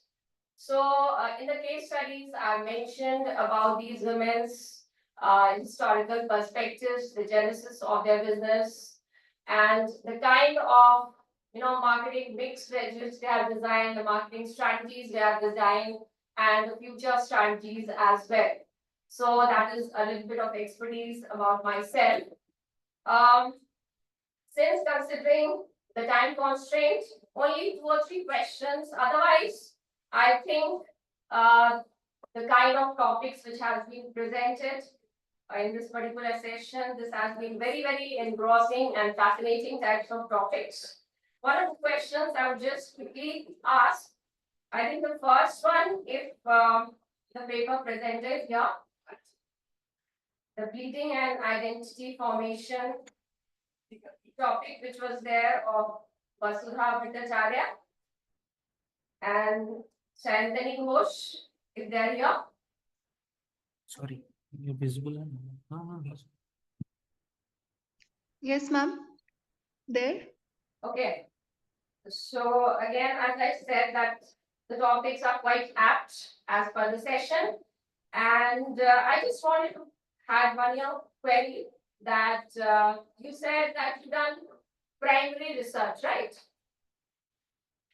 Yes, ma'am. It's a primary research. So primary research has been collected from this has been collected from 10 women. 10, yes, ma'am. 10 All right. interviews. 10 interviews have been done. So may I know why you have chosen this number? Because this number is, very small one. And how will that, represent the entire, the kind of, topic which you have chosen, and women, area of women which you have chosen. So how will they represent the topic which you have chosen? Yes, ma'am. The number Actually, is very small. sorry. Yes, yes, yes. I agree. I agree, ma'am.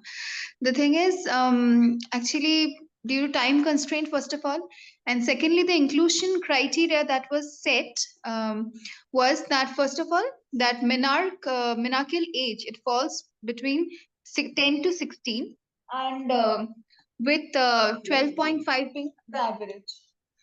So what happens? It has been stated by Stat Pulse, this age, first of all. Second is those who are vocal about this issue, only they decided to participate, and those who are willing to contribute to the study. So these three parameters were specially set for as per the inclusion criteria, ma'am. Okay, so just a suggestion, because the number is very small. Yes. So if you could have increased the number, so Yeah. that would have been a better representation. Just a small suggestion. Thank Yes, you. surely. I'll note down, ma'am. Thank you. Okay. I think Raj Rabia was presenting a topic, and I just read in her abstract that she has written that these women are not only, they are active participants in their struggle for survival and dignity. So if you could just explain briefly, what did you mean by this?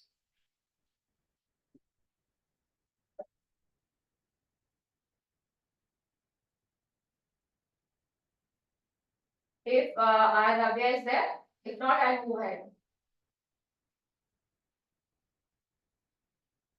Okay, so one question from Madhumita. Are you there? Yes, ma'am, I'm here. Yeah, Madhumita. Okay, so again, very interesting topic you have chosen. I just wanted to know about, you talked about in your conclusion or in your last slide that there was one theory which you are trying to explain. So is that theory that has been framed by you? Yeah, no, it is a theory of prism in physics, madam. This is a theory. But I used that theory. You have used this theory, and the the kind of representation which you have shown. So that is through the study which you have conducted, isn't it? Yeah, I'm reading and watching web series, and whenever I'm passing throughout the college, I'm teaching in the college, I look at my students, and some of the students are passing comments, and I overheard it. And at the study, I'm engaged in the minor research project, which impact of web series. This has given me idea about studying more about the projection of women in the media and society and its impact. Okay. So I think we don't have much time now. It's time to end the session. And thank you so much, all the participants. And best wishes to all of you. Looking forward to your participation in such kind of future conferences and other activities of Amity University, Patna. Thank you so much. Thank you, ma'am. And with this, we are concluding this session. Thank you so much. Thank you, participants, for being with us, and thank you, Dr. Priyanka Tripathi ma'am, to having a keynote lecture, and thank you, Dr. Chetna Preeti ma'am, for chairing the session, and thank you to the every participants online and offline, and thank you, students, for being here and listening to us. Thank you so much.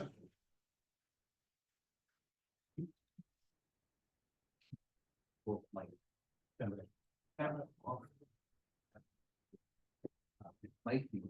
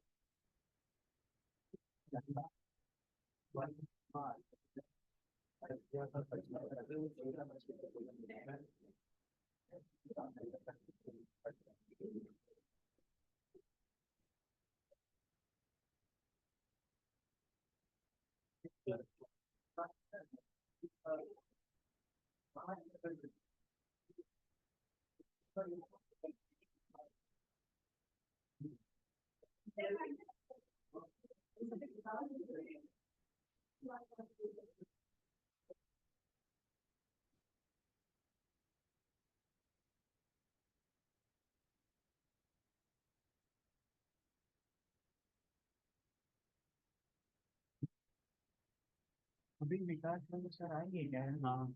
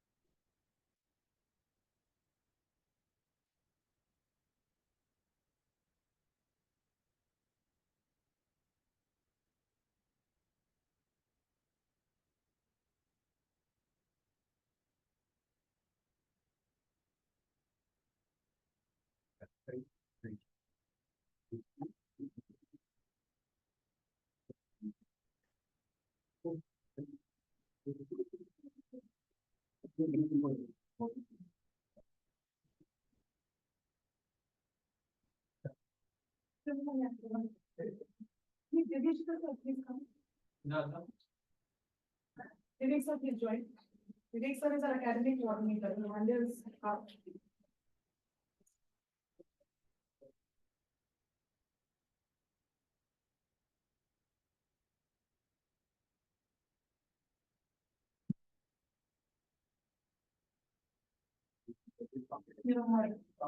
thank you, sir. Samir. Samir.